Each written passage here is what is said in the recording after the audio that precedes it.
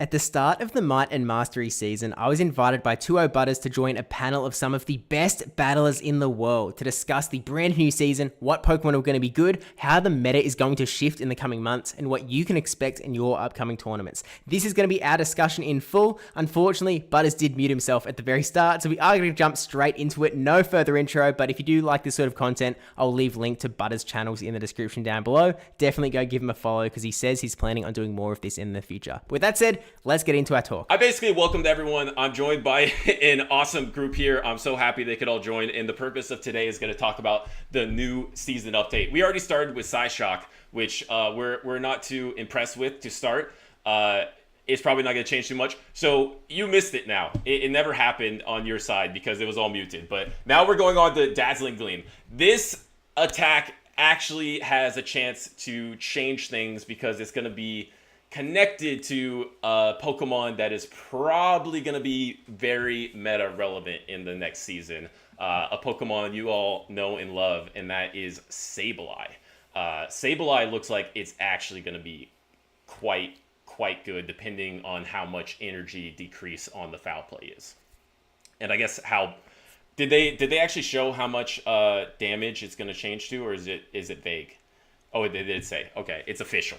It went from 70 power to 60 power for all. All right, actually, you guys are all Pokemon Go pros. What does this mean to you? This means absolutely nothing to me. I don't know when it changes from 70 power to 60 power. Like I don't know. Did it just lose like a Super Saiyan stage? I don't know how much power it has now. What does this mean? Does anyone know? I guess you can just take the damage decrease and kind of make an assumption, but it could also change. Like, for example, discharge could be 40 energy, but I'm gonna hope it's 35, because if not, it's like a bad charge move. Yeah. But you always speculate, right? You never had the numbers. Yeah, true. But I think one of the an easy way to think about it, or maybe not an easy way, but you can just sort of, I like to go to the PvPoke moves tab and just find another one that has the same amount of power. So I can just say oh, this is just a clone of this move. So you can sort of just go okay, it's just like this, but dark type now is. Yeah. Oh yeah, I like those. Specifically with regards to Nightshade, there are a couple really annoying matchups Corsola drops. Like currently, it beats Malamar in the ones, and with the reduction in power, it can actually no longer win the ones. Malamar can survive the Nightshade landing plus all the Astonishes to get to a third foul play. Also, Azumarill ones versus high rank Azumarill is now something that you can't get that Astonish down anymore. So it's still going to be pretty solid, but there's a few meta matchups where things get a little bit annoying, where that reduction in damage actually does have its presence felt a little bit. Interesting. You look at HomeSlice, did his homework here. All right. So, Dazzling Gleam, lower power, lower energy cost. If you guys had to guess, what would be the energy cost now? What do you think it's going to drop? Like 5 energy, 10 energy? It's probably 5 energy. Chansey is going to be much better with this, by the way. I just want to point it out. Mm-hmm. Chansey? Yeah, Oh, Chansey is the main problem here. Okay, fair. Okay. PvPoke is predicted to be 55 energy instead of 70. 15? So It's dropping 15 energy? Potentially. That's what is estimated. Wow. Okay. But I think it's a huge power reduction, though. You're going from 110 to 90, so I think it's valid that they have such a huge energy drop as well. Yeah, fair. See, this is where this all confuses me, because I don't even 20 power. Is that a huge reduction? How much is a normal nerf? 10 power, 5 power. They don't do 5 power. It's 10 power, right? Is a normal nerf. Well, I guess 5 is a slight adjustments, right? You guys are just making me more confused. All right, here we go. Aqua Jet is up next. Aqua Jet is pretty irrelevant, so we're actually gonna just skip past that. Dynamic. What? This is War Turtle Erasure. What? Whoa. Wait, what is Aqua Jet gonna be good on? I love Spice. Aqua Jet should go to 70-40, so it should be a clone of Sludge and Psyshock. Mm-hmm. Okay. I think one place it really could go, and I know a lot of people have said no, it won't, is Dugong, because it's going to be its cheapest. Oh, interesting. Yep. Great for pacing. Oh, great. Okay, well, never mind. This update is crazy. All right, Dynamic Punch. this is going to be pretty relevant. Energy cost decrease. We still don't know what exactly it's going to be, but that's going to be awesome. And Sludge. I mean, look at that. 20 power. You guys said 20 power is huge. So this Sludge is a beast now, I guess. So that's going to help Wheezing, Galarian Wheezing as well. So that's going to be sick. Hex. Love to see this. The power went up by 1, and the energy generation increased. So, Jellicent, I guess, what else? Dusclops. Alolan Marowak, too. Alolan Marowak. Maybe Frostlass, but probably not Frostlass. But a lot of possibilities with Hex here. Acrobatics. Marto, what do you feel about this one? Jump Love is so good, man. That's all I feel. Yeah. Look, no power. Season?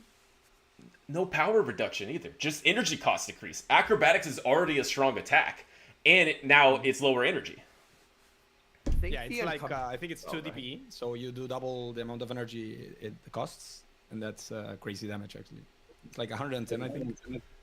110 for 55 still leaves it in a really awkward spot with Fairy Wind, where you still have the energy ball problem where it's 7 to the first and then 6 for the rest, but that 7 to the first is very slow, whereas like it would love something at 50 where it could have that 6 to the first and be able to outpace something like A for Alligator and hit it hard, but 55 into 9 is just painful.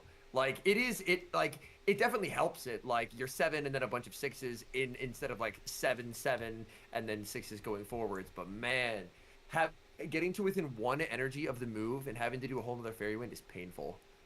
There's a lot of jump up fate. It's already a good Pokemon, and that was just better. It's already like meta relevant. Already a good Pokemon. All right, Never Martin, was get good. him. Never was good. It's now even nerfed So good, man. because Emolga hard counters it really bad, and there's Spider Swine. So I don't think we see Jump Love back anytime soon. Ah, yes. Piloswine. And also- Hard meta, yeah. I don't And also, think Marco the himself said acrobatics Smooch him is a buff. buff. Smooch him, Ice type. Ice into Jump Fluff. Tomahawk. I don't think One this shot by acrobatics, is going to man. be.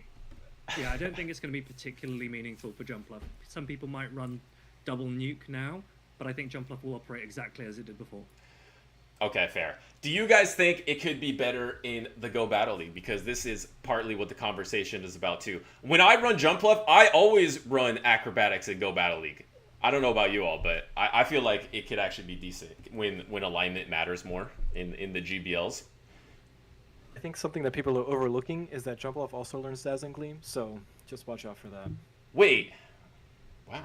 Okay. That is very true. Air I Cutter. think acrobatics isn't even that surprising now. I think it's going to be funnier to run Solar Beam. Yeah. Oh, that's true. 'Cause that's more energy efficient. Yeah, exactly. No, so you run Acrobatics and Solar Beam, and then Home Slice Yeah. will be his favorite Pokemon. All right. Acrobatics bait, yeah. Yeah. Can I skip Air Cutter? Does anyone have any thoughts on Air Cutter? It's good. Pidgeot. Okay. It's probably gonna be like 35 energy. Okay. Bring back Wing Attack and then we'll talk. Fair. Fair. I actually love using Shadow Pidgeot in the Go Battle League. I was using that recently. It's still pretty good. Who was using it in EOIC? Was it Richie? Richie was using it, Yeah. right? Yeah, Richie did quite well with Shadow Yeah, Pidgeot. things like I think the meta is gonna be a bit harder against Pidgeot electric types, so Yeah. probably not the best time for a Pidgeot. Yeah. Okay, Rock Tomb. Increase its power by 10 energy cost decrease, and a key thing, it's guaranteed to lower the opposing's Pokemon attack by 1 stage. This attack... It already had that, to be fair, Butters. It already did that. Well, you know, I'm just emphasizing, all right? It's, Now you know, it- it's now it definitely I'm does just, you know, I'm... I want to hear from one person here, and that's the man who won a medal with pre-buff Rock Tomb, and that's Mr. Martine over here. This is a big upgrade for Fortress and for Claydol. I think maybe Spiritomb might become somewhat more usable, especially in like a meta where, yeah, like Lapras Sableye Core might be common, and I think that Spiritomb pairs pretty well into that. Spiritomb Sims are terrifying. Really? Is it? Yeah. It takes a while for it to get Charsick though, so I it don't has Sucker really Punch, right? Yeah, Sucker but, like, Punch, Rock Tomb, Shadow Ball. Your cheapest charge stacks being 55 energy, assuming you don't run Omnus Wind. It's No, not no, no. super. Rock Tomb will be 50 energy. 50. No. Oh, that would still be expensive, to be honest.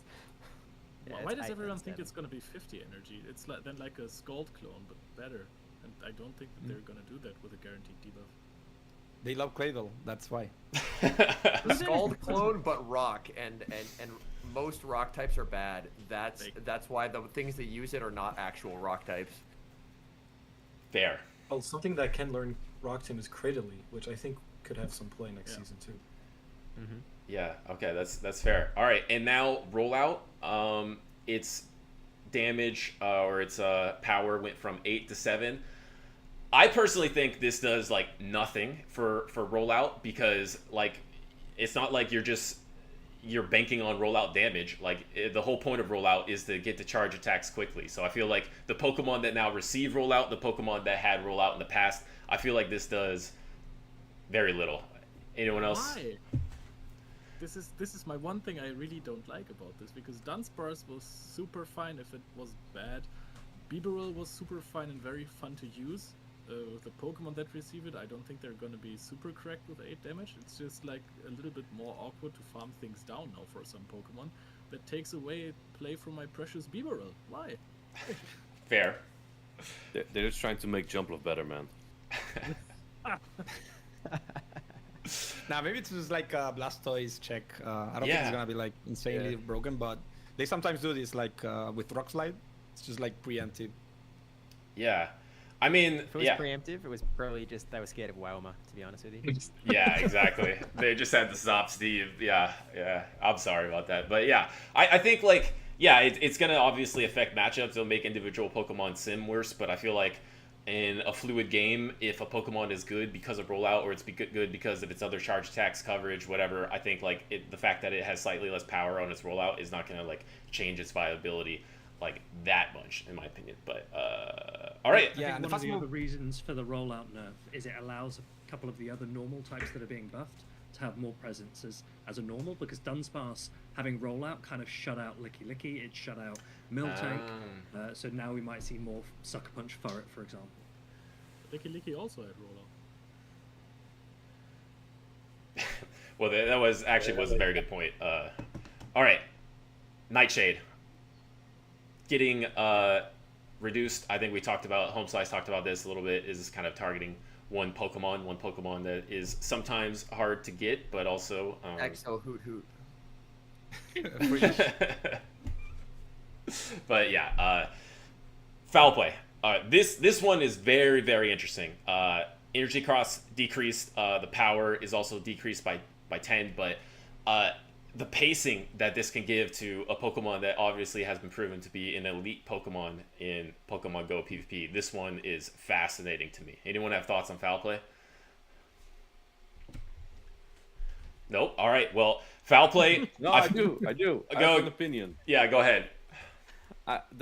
What I like about foul play here is how Sableye, in the very early stage of PvP, used to be one of the fastest Pokemon to charge attacks, and now it's actually one of the slowest. Yeah. Like 4 or 5 is the standard, and now it actually just brings it back to 5, which I do like about Sableye.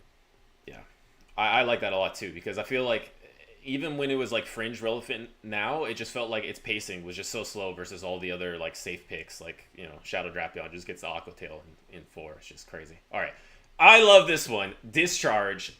Its power. Should do Electro's fan. Yeah, its power got decreased. Probably didn't need to get decreased. When it has a discharge Pokemon be good, just let Electrics be good one time. I don't see the problem in that. But the energy cost was also decreased. So we talked about Emolga a little bit, but Stunfisk. yeah, Stunfisk, which that's an annoying Pokemon. I don't like that Pokemon that much. But Charger Bug though. yeah, charge. This is actually a nerf to Discharge. It's likely to go to 40 energy, which will see Emolga benefit a little bit more and Ufisk not benefit as much, which would have created a pretty horrible RPS if you want an Emolga buff. Because 40 plus 40 plus 55 is energy efficient on Emolga, whereas 40 energy for Ufisk isn't as good, whereas if it was 35 energy, Ufisk would be dominant. Yeah, why can't they just let an electric type be good one time? They got scarred because Lantern was like the most annoying Pokemon for like 5 seasons in a row. But other than that, when has there ever been one electric type that was good besides Lantern. But moving on Is it to that bad if it goes to 35? I don't think it's that bad. I think Univan Stunfisk would have just shut out all of Straight 4 electrics. would have been scary. Yeah, it would have just shut out electrics. yeah, that's true. Whereas Emolga now can see way more play without Yeah. making Stunfisk as good. So I would say that this is actually a nerf to Discharge, but Yeah. net benefit to Emolga. Yeah. It's a little uncomfortable because Charge-a-Bug with Discharge at 40 gets worse. It would really need 35, but 35 is a bit problematic on Fist, so it probably just ends up as 40, and then Charge-a-Bug kind of bears the brunt of that a little bit. And what about Xurkitree? You lost. What about it, you Martin? lost me there. What about it? What It about got it? buffed. Yeah. Yeah. It's buffed. You lost me. Good silence there. You lost me in that league. All right. Piloswine with the charge attack Icicle Spear. That's exciting. I love this Pokemon. Is this gonna? I heard Inadequance earlier thinking that this could be a relevant Pokemon. Can Piloswine be relevant in this? It pushes Jumpluff right out. It's Jover. Straight 5 to Ice Spear. I don't think Mamoswine is going to need it for like Master League. Like Avalanche is just so efficient. But again, with the pacing thing, I think Piloswine might see more play. I don't know if it will be super good, because I also think Swampert for one will be meta. But like if you want Power Stone advantage, I think this Pokemon can do a lot, especially into teams without Fighter. And with Psywave on so many Pokemon, I don't think it's super appealing to run like an Annihilate at the moment. Interesting. Okay. Yeah, that would actually be shocking to me, especially I think Lapras is going to be the dominant ice type, but Piloswine having a chance here. Mamoswine, yeah, like you said, I'm not sure if that affects it that much, but it is interesting because Mamoswine has Mud Slap, right? So Mud Slap into Icicle Spear actually maybe could be interesting, but probably not going to be that good.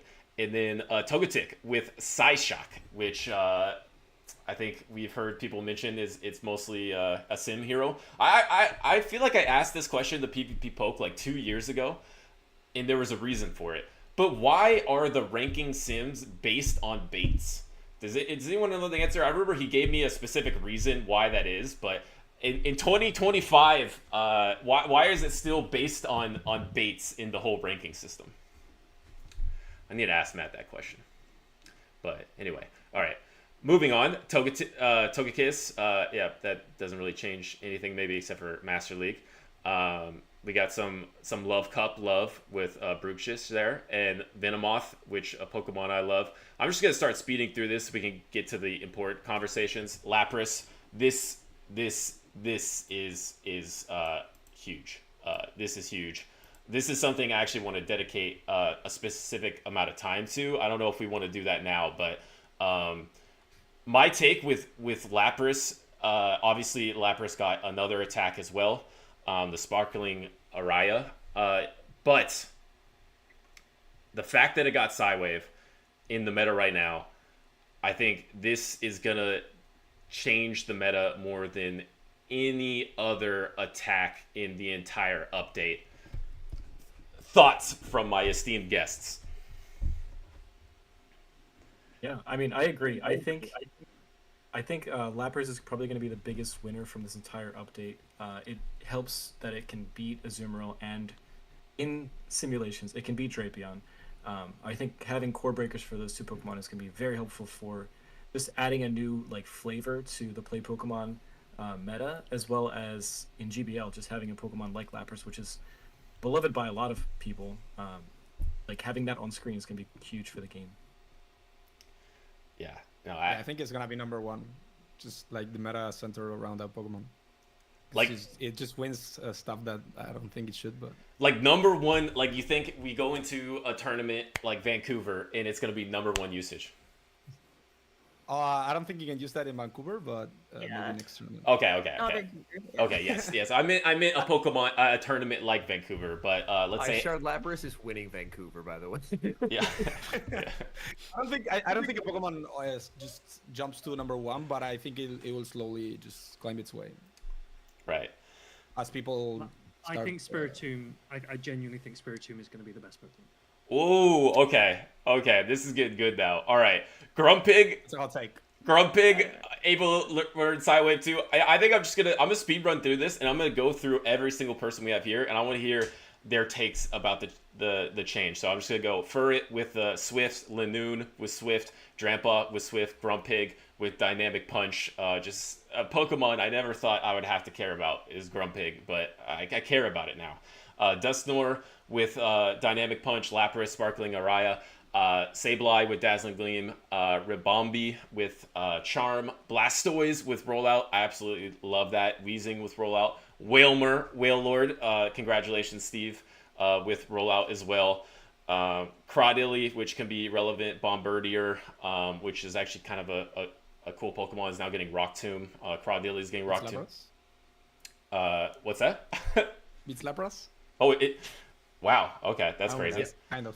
Oh, that's crazy. Swampert with Sludge, which Martine thinks is going to be meta relevant here. Swallow with Sludge too. Actually has really good stat product, that Pokemon. Dragalge with Sludge Bomb. Roserade with Poison Sting. That's actually kind of interesting. Furret with Trailblaze. Lanoon with Trailblaze. Florges with Trailblaze. Myena, Sucker Punch. Belly Bolt, Sucker Punch. Bombardier. Just getting all the love here. Get another fast attack with the Sucker Punch. All right, so those are all the changes. I'm sure everyone's read them already. Now I'm going to go through. I'm actually going to go in reverse order here. I'm going to start with Tomahawk. Tomahawk. First off, I want to hear from each person how you feel about the update as number one. Number two, if you think that this update is going to significantly change the meta, which is Go Battle League, and which is also Play Pokemon. And number three, I want to hear the takes that we already have heard from Tomahawk. Any bold takes that you have, that a Pokemon that you think is going to stand out, anything that you're predicting is going to be stronger than maybe other people are thinking. All right, let's start with Tomahawk. Okay, so obviously everyone was very surprised that we didn't see Nurse to Shadow Drapion, to Azumarill, to Annihilate, to Diggersby, the top 4 performers from Play Pokemon so far this season. I actually think that even though it might take a couple of events for people to really get confident, this will be a massive change to the meta. I think that Annihilate really doesn't have much room to work in. I think that Azumarill's slow pacing will be really, really exposed, and I think that Drapion's lack of bulk will, over time, see its usage drop as well. We've seen other normals coming in, and I don't think Diggersby's role will be as important as it might have been, especially when Corsola was at its top performance levels. I agree that Lapras is going to be very strong. You've heard me say that I think Spiritomb is going to be good. I think if Rock Tomb is 50 energy, which is what I'm expecting, it just is going to be a really, really good attack, and Lapras's ice typing is going to let it down.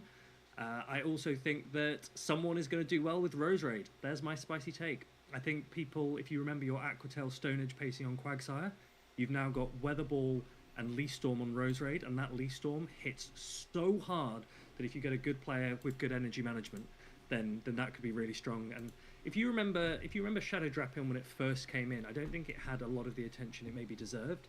And Elite didn't win Baltimore, the first event of the Play Pokemon season post Poison Sting buff, but he arguably should have. And if he had, I think from memory, every single NA event so far this season would have had Shadow Drapion in first place in their team. And that's as people learned how to use something that paces so quickly and can hit so hard. And I'd love for people to go and do similar with Roserade. Wow, Roserade, the Roserade take. Okay, so your main takeaways to Roserade and of course Spiritomb is a Pokemon that I actually haven't heard a lot of people talking about. Is so if you would have to say, like, if we're looking 2 months from now, would you say like those Pokemon are going to be top 12 Pokemon?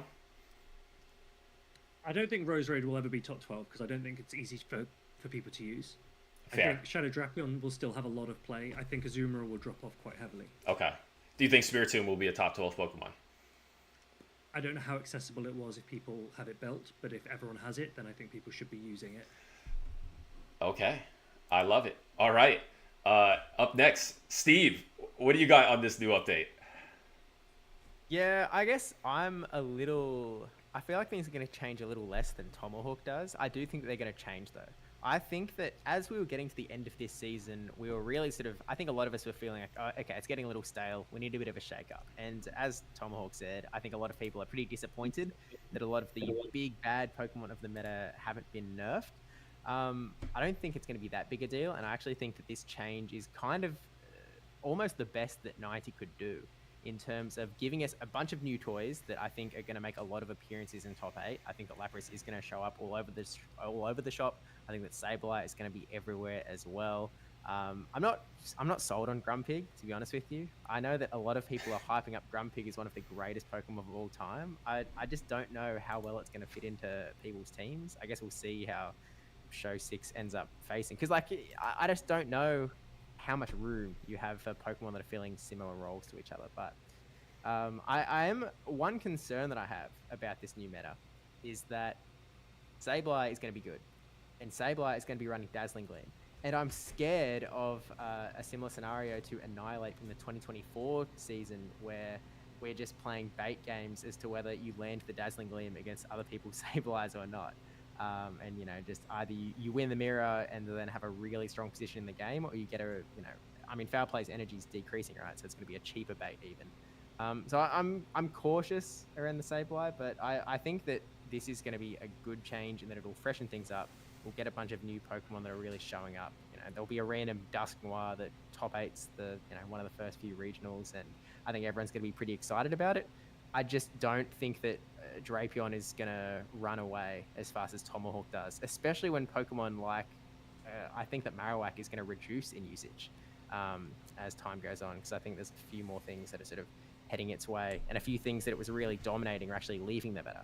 Dunsparce, for example, is pretty solid for Marowak, and as Dunsparce leaves, I'm just not sure. I think it'll still be around. It just might not be around as much. But that's really what I've got. Okay, fair enough. I love it. All right, let's go to Marto. Obviously, you've had an amazing season in this previous meta. Are you sad that it's going away? Or are you excited for this new meta that's I'm done. I think 3 months is the maximum for a meta change, and I think almost everyone except us with Drapion and Visors, which is also everyone, but can agree that we needed a change. I think the changes are good. I would rate it 8 out of 10. There's a lot of moves, as always. Most of them are kind of irrelevant. I think Lapras is a bit overtuned. I don't know. I don't think they had to give it a sparkling area. I think with Surf it was okay. I think it was just extra bit of power. We'll see. Hopefully I'm wrong, but I think Lapras tackles a lot of the meta we were using, so it's gonna be pretty dominating. We still have to know the numbers of Dazzling Gleam, Discharge, and all of that, but assuming the numbers that are on PvPoke, a lot of changes, right? A lot of dark types and ghost types, which could make Wigglytuff even stronger. A bit problematic. I guess Martine would be happy, right? This is very good. This is very good. Blastoise, I don't really see Blastoise that improved, but it might be a bit underrated though, because things like Lapras can kind of beat Blastoise, but I still think people might underrate it and could make an appearance later on. But yeah, I kind of agree with Tomahawk. It's the meta's gonna change slowly. It's not gonna be abrupt because there were no nerfs or almost no nerfs except Corsola, which I think is still good. And I really do like that it's worse against Malamar, because you should, if you take super effective damage from a charge move, you should probably kind of lose that much. But yeah, overall it looks really well. I like the changes. I just think Lapras is a bit overtuned. Hopefully it has enough counters. But we might see a lot of Lapras mirrors and maybe a lot of catches, ice catches, in Lapras and Lapras, which would make the battles fun. But I really like the changes. It's really good. I expected more nerfs though. Fair. Okay. Well. And Jumpluff is the GOAT. Oh yeah. Will anyone use acrobatics on Jumpluff now in tournaments? Me. Okay, fair. You beat Mandibus. That's all I need. All right, fair I enough. used to beat as well. All right, who we got next? Looks like Leo. Leo, what do you got on this? We know you're gonna have some sour takes here. What do you got on this new meta? Yeah, so I was only sad about the rollout thing. Oh, okay. I think this is a prime example of a power creep in a good way.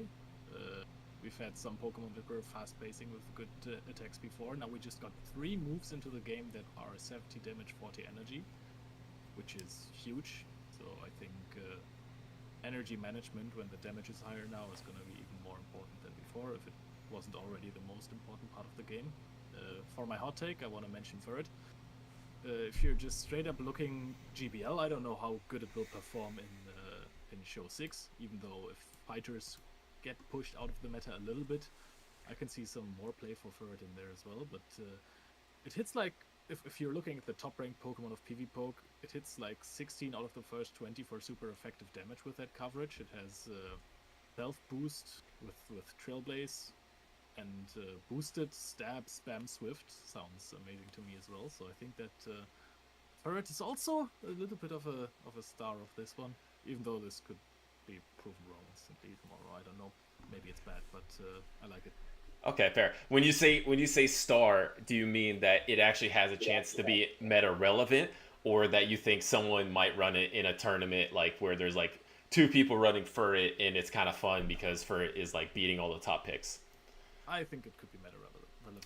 Okay. Honestly, Sucker Punch is good. There's loads of ghost types that are cool that people want to experiment with, maybe in the first events as well. Trailblaze is good with a lot of fast attack damage as well. I don't know. I like Furret a lot. Okay. I'm happy to if it performs well, I'm very happy with this. Okay, fair enough. I love it. All right, we got some Pokemon that I weren't expecting to hear about today. I think it looks like Martine is up next. Martine, what are your takes on the season?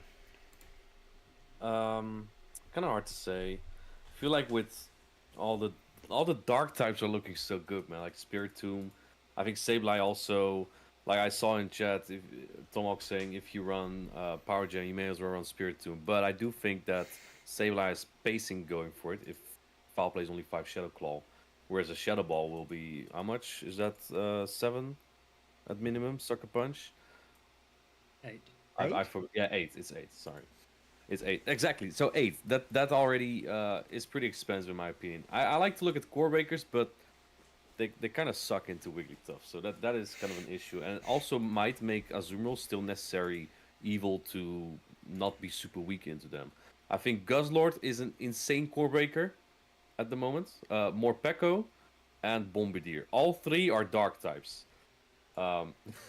which is why I think fairy types might be so good right now. But again, you kind of have to see how it develops. I also don't think Drapion is going to be that weak because of its dark type resistance, but yeah, like Tomahawk said, I also think its low bulk will be exposed. Very interesting. Okay, I have some follow-up about what you all are saying, but I'm just gonna move through. I think we got House Stark up next. House Stark, what are you feeling about this meta? Yeah, I mean, overall, I would say it's like pretty good change. I think the 2 biggest Pokemon that I want to talk about, since everyone else talked about the things that I want to talk about, is Swampert. I think Swampert could be really, really good.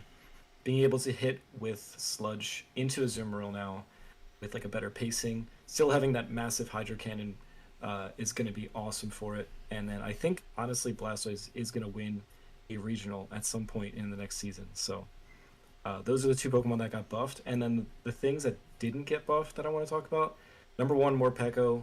Inadequance already talked about it. I think Morpeko is going to be phenomenal next season. And then Pangoro, which has not been touched, did not get any updates, but because of all the rise of the dark types, I feel like it could have a lot of play. And because of the rise of like Psywave being now in the meta. Fair. Okay, so it's crazy though because I hear myself on. So everyone is talking about these new Pokemon that might be like deeply influential to the meta, and if even like a small percentage of these Pokemon do become influential to the meta, that will shift the meta entirely. So this is actually pretty exciting. I'm super stoked for this one. We still got 2 more. We got hschirra. I I'd love to hear what you have to think about this. And also, I'd actually, if you do have a specific GBL take as well, I'm actually curious because I feel like a lot of us are thinking in terms of like the play Pokemon meta, but I feel like we haven't focused enough on like obviously the thing that almost all of us play like every single day. I'm curious if you have any Go Battle League takes as well. Yeah. One Pokemon that hasn't really been mentioned much is Florges. I know like it's not ranked super high, like it's like, but it's the top 100. But I think it's gonna be really good to have that pacing like straight 5 to Trailblaze. It's like up one Fairy Wind, it can do a lot.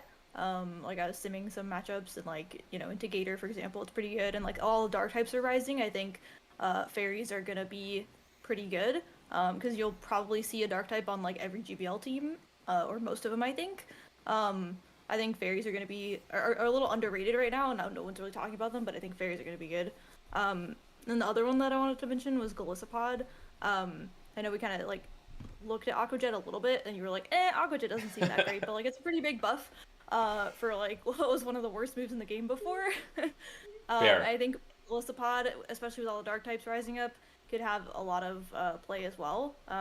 It's got a decent attack stat too. I know a lot of these attack stats are going to be like very similar. Like people will be running like attack weighted Sableye or something like that to like win cap tie over certain things. There's a lot of IV spreads to definitely look at when it comes to a lot of these Pokemon that you're going to be running. Like I personally want to build a higher attack stat Sableye now that it's going to be relevant or a lot more relevant than it has been because of that foul play pacing. So yeah, and I also think Morpeko is going to be huge as well because again, a lot of Psywave users coming up, a lot of Dark types coming up, and Ghost types even too, right? You got like Dusknoir and Dusclops that are both pretty good now, or they're going to be a lot better. So I think Morpeko is going to have a lot of play as well to have that Ghost type resistance and the Psychic resistance, and it'll be able to hit Mandibuzz, Lapras pretty well. So yeah, those are my tips. You actually bring up such a good point though on like the choices that you have to make now because of like all these ubiquitous moves, like say Lapras is going to have Psywave, and when you have an attack that's a one-turn attack, obviously I feel like when you're trying to hit breakpoints, it's like an exponential benefit if you have a one-turn fast attack that has that breakpoint, or if you reach a bulk point on the other end. So the fact that if something like Lapras is going to be so common head of the meta, it might just be that like we had the Medislayer, like when we had Itzaxin win the world championship, right? Where you have all these different IV spreads that are going to be so influential, and not only so influential, it might be changing from tournament to tournament in terms of what people are trying to choose to try to target what last people have been choosing. So I feel like you brought up a great point with like, especially if we're gonna expect these to be top meta, I feel like your builds is going to be so influential these next 3 months. But we got one more before we talk about that, maybe a little bit more. We got HomeSlice. What do you feel about this new meta? I'm excited for the changes. I think as far as Show 6, in the role of the top water type, this season introduces quite a bit of power creep, and that Lapras can just completely overwhelm Feraligatr and Azumarill, which are basically the only two water types that have any merit. So it'll be interesting to see, because I think we are still going to see water as a staple of the meta, but with Lapras having very different matchups to it, it more so opens the door for more of these dark flyers like Moltres and Wish.com Moltres, Bombardier to have more play, because they have a really interesting dynamic with the top water ice type. Now, instead of being like a Dugong or an Azu or a Feraligatr, now it's a Psywave user. So you're very reliant on trying to land an Ice Beam and then make something like Moltres just win in a lot of even scenarios. And I believe in the 2s, Lapras has to double bait, and so with a small energy lead, that's just a pretty convincing win for Moltres. So I think with Lapras coming to the meta, we will see differences in how teams are constructed, specifically behind having a Psywave resistance being almost at a bit of a premium. And that's where I believe it was Zizwiles who mentioned in chat, something like a Pangoro could be very interesting, breaking a lot of teams. By now, you have an ice type that is just fine into most of the fighters. So having a fighter with a Psywave resist can be very helpful. As far as Pokemon that I think will be interesting, I do think Grumpig purely based on the fact that it has as its charge attacks that ghost fighting, like psychic, ghost, and fighting. You're basically unwallable. So I'm not convinced on its static matchups, but I think it could offer a lot of flexible play just purely based off the fact that its energy goes everywhere. Similar to how with Annihilate, you can't wall Annihilate's energy. It's just not a thing that happens because Hisuian Zoroark, the only thing that could, is not in the game. So I think purely that is like more of a flexible pick, but I'm not really convinced on its static matchups. And finally, I think Claydol is overrated. I think Claydol is just bad Shadow Marowak. It basically does what Marowak does, but it's bulkier and has worse pacing. And I think, like, it can beat Azutu's. So does Marowak, but Marowak is faster. And I think having faster pacing is a benefit, especially in a meta where the top water type, Lapras, is something where you're not taking super effective damage from it. So I do think in the long run, I think there's not really a reason to use Claydol. You can just use Shadow Marowak. And Shadow Marowak and also Superior are two things from the old meta that I think are going to hold up extremely well in this new meta because they just do well into a lot of things neutrally. Very interesting. Very interesting. Okay. Now, this is the point where because first of all, I want to say thank you, everyone, for your takes. And the fact that we listed so many different Pokemon that have a chance to be potentially good in not only Championship Series and Go Battle League is kind of crazy to me. And I feel like it's a little understated how wild this new meta could be. Like, look at this. I know these are like the not actual rankings because I know PvPoke does shift the rankings throughout the season, like depending on like usage and what Pokemon are on top and actual when the stats do get updated. But is it not wild that Grumpig is number 7 in the projected rankings on PvPoke? Like, and we have what? We have Claydol at number 15. We have a Shadow Dusknoir and Dusclops at 8 and 9 in these rankings. This is wild to me. If we look at the rankings now, what is the first wild thing that you see? It's probably a Togedemaru at number 31. That's probably the most wild thing that's in these rankings. And now we Grumpig's number 7. Like, this actually has a potential to be a really, really impactful change, in my opinion. And that's going to lead me to my next question to all of you. We have a meta where let me see, actually, I'm gonna steal this is Steve's graphic. I didn't ask you about this, Steve, but I'm stealing this from you for a second because it's fantastic work. Make sure to follow. Look at that handsome Palkia right there. Oh yeah, my goodness. Is it above Jumpluff? Oh. No, it's not. It's not even close. It's close. It's not even close. It's like it's not nearly close. What are you talking about? Because when you look at, like, obviously this is a really good sample size because it is not the end of the meta, because I know we're gonna have another tournament with this meta, but we have the biggest tournament that has ever happened, the pinnacle of this meta, and without a doubt, these are just the best Pokemon that are in this S and A tier in terms of how many championship points that they received at this tournament. I mean, there's obviously argument for all the other Pokemon on the list, but I feel like the data speaks for itself. These top 9 Pokemon were just the best Pokemon. My next question is I want to get a response/vote from everyone. We often look at our usage in a top 12. Is there going to be 2 months from now 5 new Pokemon in every single top 12? Or actually, I'm actually going to go 5+. So that means if you're going to say yes, you're going to say there's going to at least going to be 6 new Pokemon in top usage 2 months from now.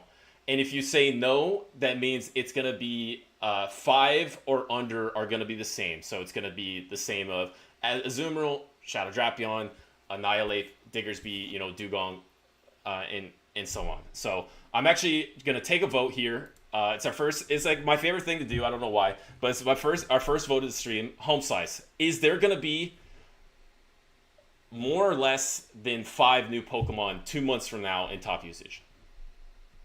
So top 12, you were saying 5 of those 12 are not top usage currently.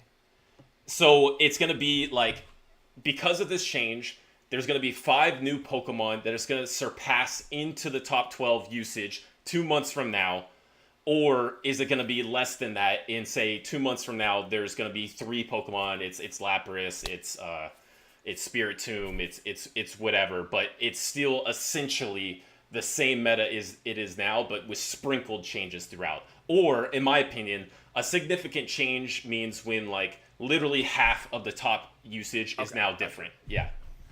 I think it'll be very close, but I'm going to say no. I'm going to say No. 3 to 4 different. Okay. But I don't think we'll exceed 5, just because I feel like a lot of these changes complement a lot of existing mons, which is good, but I do think there are quite a few mons in top usage currently that will end up staying. Okay, so we got a no. hschirra, what do you think? Would you say yes or no? I think I'm gonna say yes, honestly. Yes. Okay. Yeah, I think like this is a pretty big shakeup. I feel like they don't usually do like this big of a change like in the middle of the season. Maybe they do, but as far as I'm aware, they don't usually. I feel like they usually save like big move updates for like right after Worlds, which they obviously did this time too. But I think this is gonna shake up the meta a lot. Okay, I love it. All right, Stark, what do you think? Oh wait, sorry, did I skip? No, Stark, you're next. Good. Yeah, I think something like 5 sounds pretty reasonable. Like, I can see a direct replacement of, like, Lapras for Dugong, and then one of the other ghost types that you mentioned earlier for Corsola, things like that. I think Mana Buzz is going to be on the rise. I think Jumpluff is going to be on the rise, and I know Marto's going to love that, so... So, wait, so your official vote is yes? Yes. Okay. All right, so, let's see. We got a no and 2 yeses so far. All right, Martine, what do you got? I think yes. I think yes is definitely yes. Yes. There's only a few more dark types. Just to clarify, this means that we're talking 2 months from now, from tournament to tournament. That means there's at least 6 new Pokemon on top usage, which in my eyes does mean that this was a significant change because it completely changed the metas. I think Lapras, Emolga are 2 obvious ones that are gonna rise a lot. There's probably gonna be some dark types. And Swampert, I think Swampert might increase as well. I think there's gonna be a lot of change. Yes, for me. Okay. All right.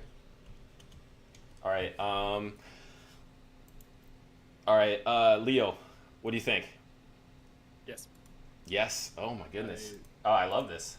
Okay, we got another yes. I don't even know what the order is anymore. Tomahawk, what do you think? I don't think it's going to be close. I think it's going to be way more.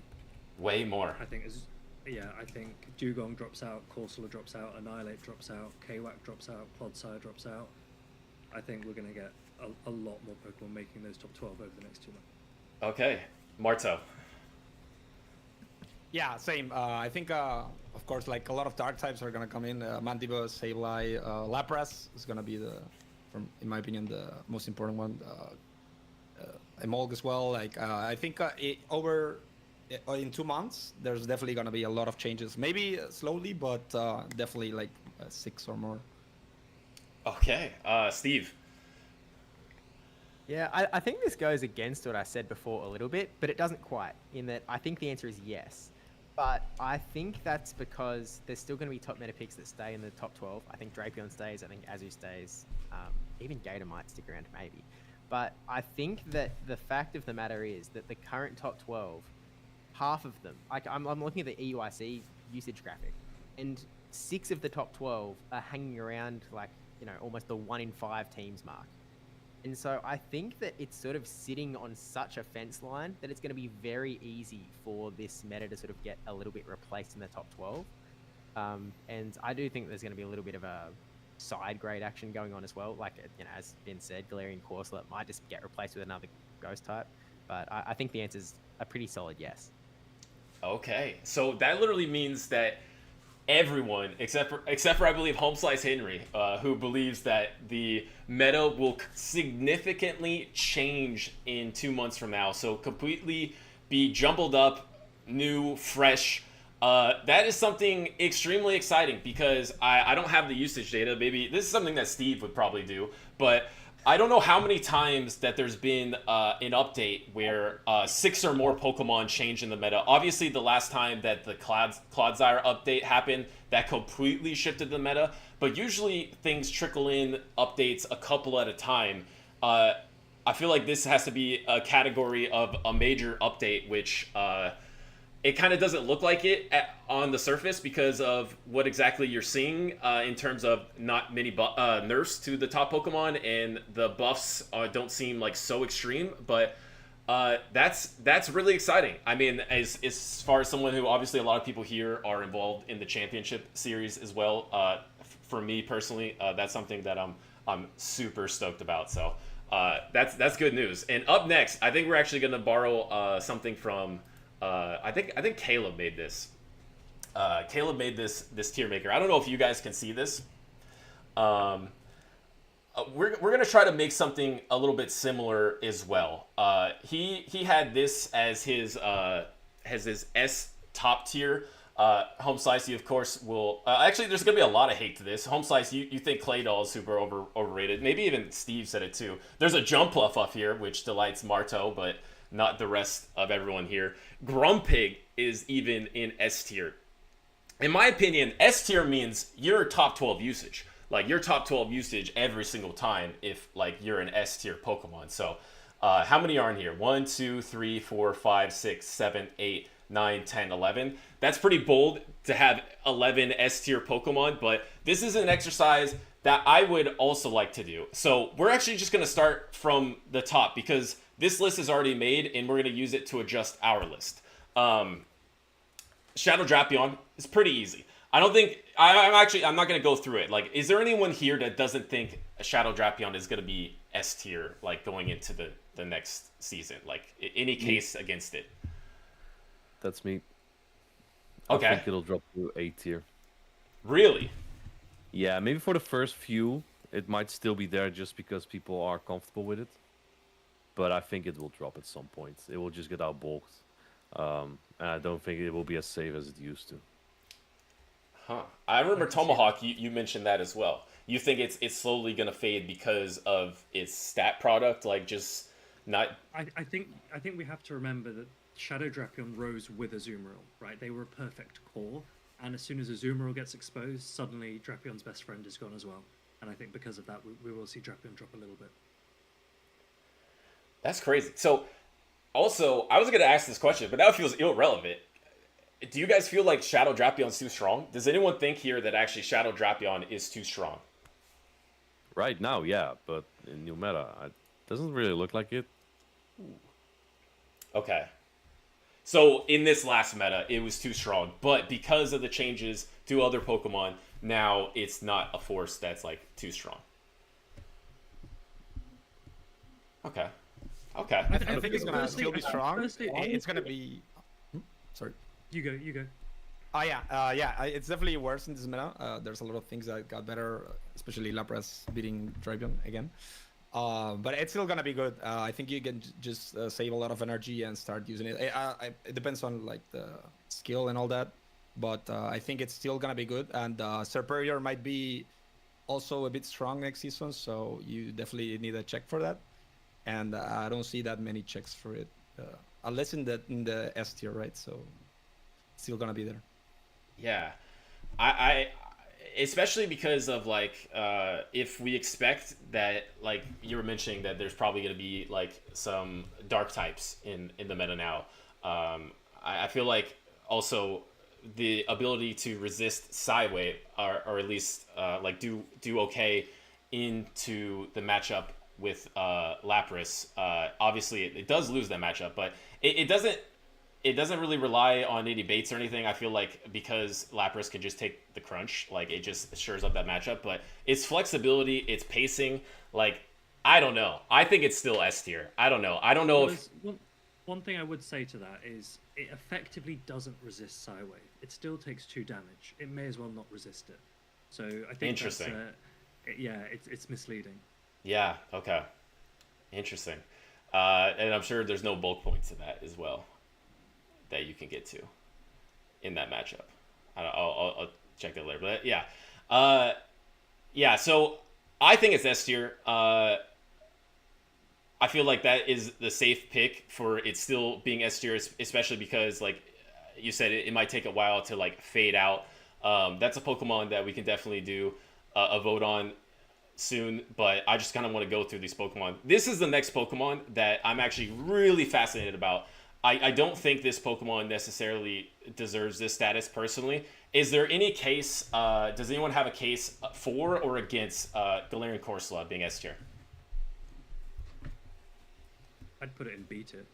B tier, yeah, okay. I'm with you. I'm with you. I don't think Galarian Corsola is that good anymore. I think like the Corsola Diggersby dynamic was an extremely unhealthy one, and I feel like they had to address it in one of 2 ways, and that was make Corsola worse or make Diggersby worse, because it was basically another one of these knocked out Trev situations where unless you had a massive health disparity, then Corsola felt okay, but unless you had like a 40% health Diggersby, Corsola was never doing anything there, and making it less convincing neutrally, like losing those Azu ones, losing Malamar ones, it just makes it, and with a rise of dark types, which is expected, and on top of that, if there's a rise of dark types, a continual usage of Wigglytuff, it just makes the environment less favorable for it.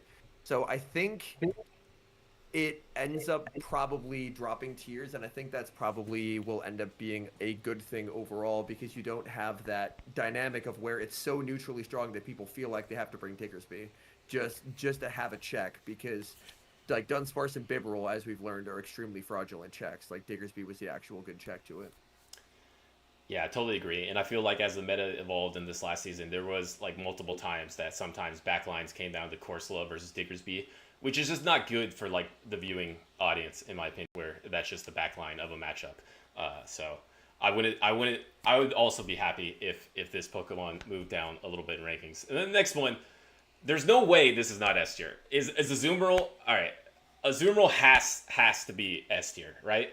There's no way. No way. There's no way it's S tier. Oh no. It's not even close. No. I'd put it in B as well. Wow. Agree. Wow. I think it's going to be A tier, but that's just me. I think Lapras and Blastoise are going to bully it. Yeah, Lapras destroys this and Gator so convincingly, even with entirely resisted moves. Like, it is not close. It is an utter demolition. Okay. This is mind-blowing to me, because this means that, like, literally, I mean, obviously you guys compete way more than me, but, like, how many times is literally when you're watching a tournament and you're watching an individual game, how many times does the trainer just have literally both of these Pokemon, Azumarill, Shadow Drapion, like, on their team of 3? It's probably feels like 55% of the tournament when you're watching on stream, those 2 Pokemon are locked into a team of 3. So the fact that now the consensus seems to be, I'll do the vote on Shadow Drapion because I don't know if that one's consensus, but the consensus seems to be that Azumarill and Shadow Drapion aren't necessarily auto brings up into this new meta. And if they're not auto brings into this new meta, then that means the entire meta is going to shift. I think probably A makes the most sense, especially in the early tournaments, because people are still going to run what they're familiar with as they get comfortable with the meta. And as you Drapion, even if they're less of a perfect core, still offer a lot of coverage into each other. So I wouldn't be surprised to still see them as the meta evolves, because people obviously have to flesh out the meta, figure out what works, what doesn't. And even in the September meta, we saw a lot of micro metas really rise and fall. Like, it was Claude Gator to start, then a huge uptick in Malamar, there was a couple Moltres tournaments, some Ariados tournaments. So I think as the meta fleshes out, we'll probably see them fall a bit, but I still think they are going to be playable mons, but they are actually going to have competition, whereas currently they don't really have competition. this is the portion that I'm most excited about, because Lapras.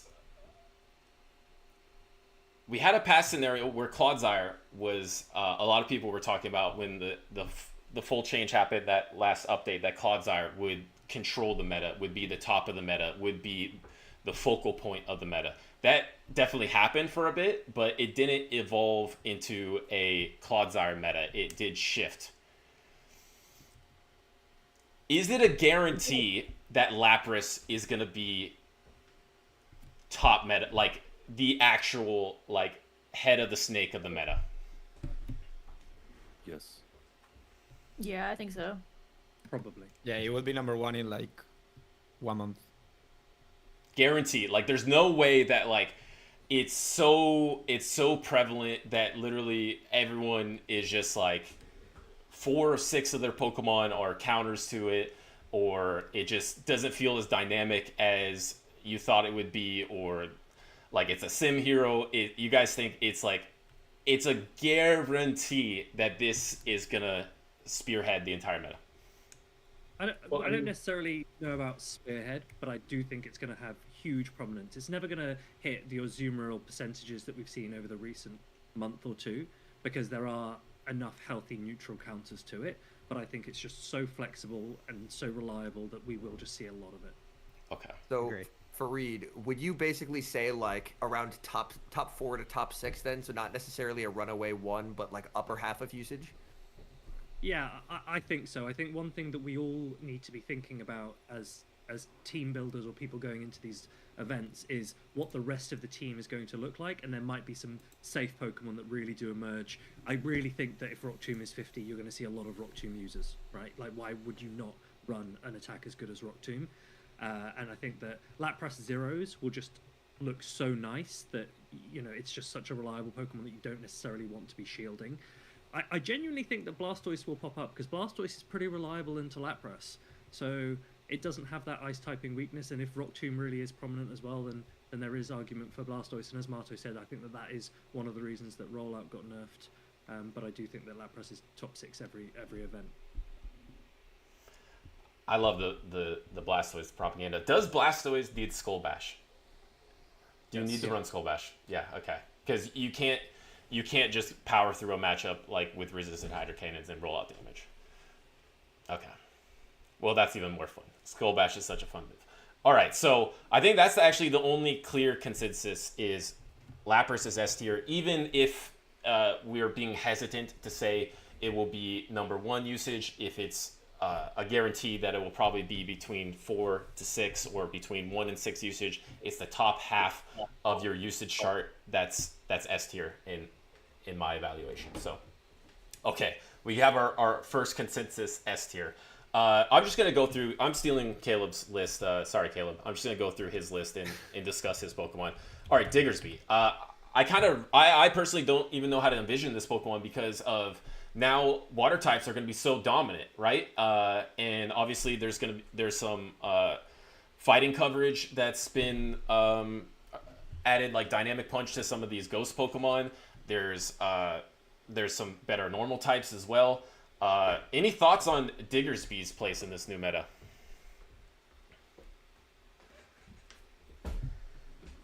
It's a tough one.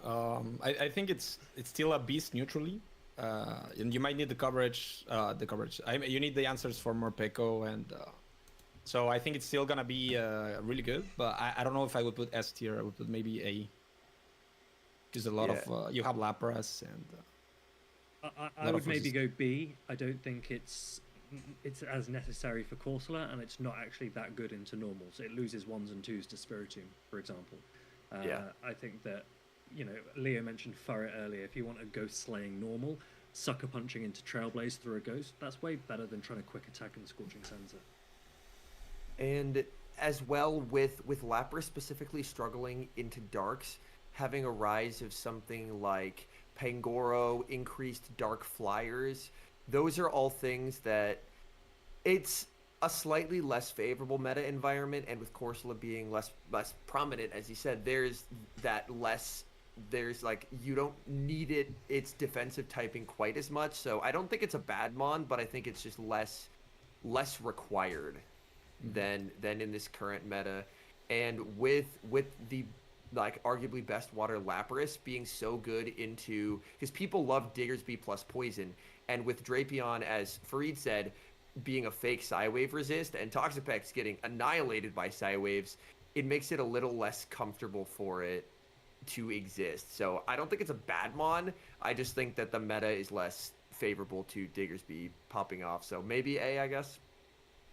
I would also just add one thing, which is I think its ground typing will let it down in this next meta, because your ghosts, so for example, your Dusclops or whatever it is, will have ice type coverage, your dynamic punch Dusknoir, and I think that Lapras being so prominent and the potency of Sparkling Area as well, that the ground will let it down. Fair. I actually completely agree with you guys. I'm not going to put it in a B tier, or maybe I'll say A through B, because I actually don't think this Pokemon is going to be super relevant in the next meta. This next Pokemon is kind of crazy. What do we think of the Gator now? Which obviously the Gator has probably been, since the move update with Clodsire, has probably been the Pokemon that has been most prominent. Obviously, it didn't end this season in the most usage like Azumarill did, and Shadow Drapion was they were probably the two best Pokemon, but I feel like this has been the staple of the meta ever since we changed Clodsire. How does Feraligatr hang in a meta that is dominated by Lapras? I think it starts to run Crunch. Yeah. Interesting. Okay. You lose to Lapras with Crunch as well. So. Okay. The thing is, you also lose some matchups to Azumarill in like zeros. I guess Feraligatr, if the teams aren't prepared for it, will always have like tournaments, especially just like we had with Ariados and stuff like that in the beginning of the last seasons. I think there will always be tournaments where Shadow Feraligatr will catch people off guard and then will run completely wild. Fair. Yeah, I think it's going to be an energy management thing, like it always is. But with Gator specifically, I think if you can get ahead on energy, you can still have a lot of play into other things.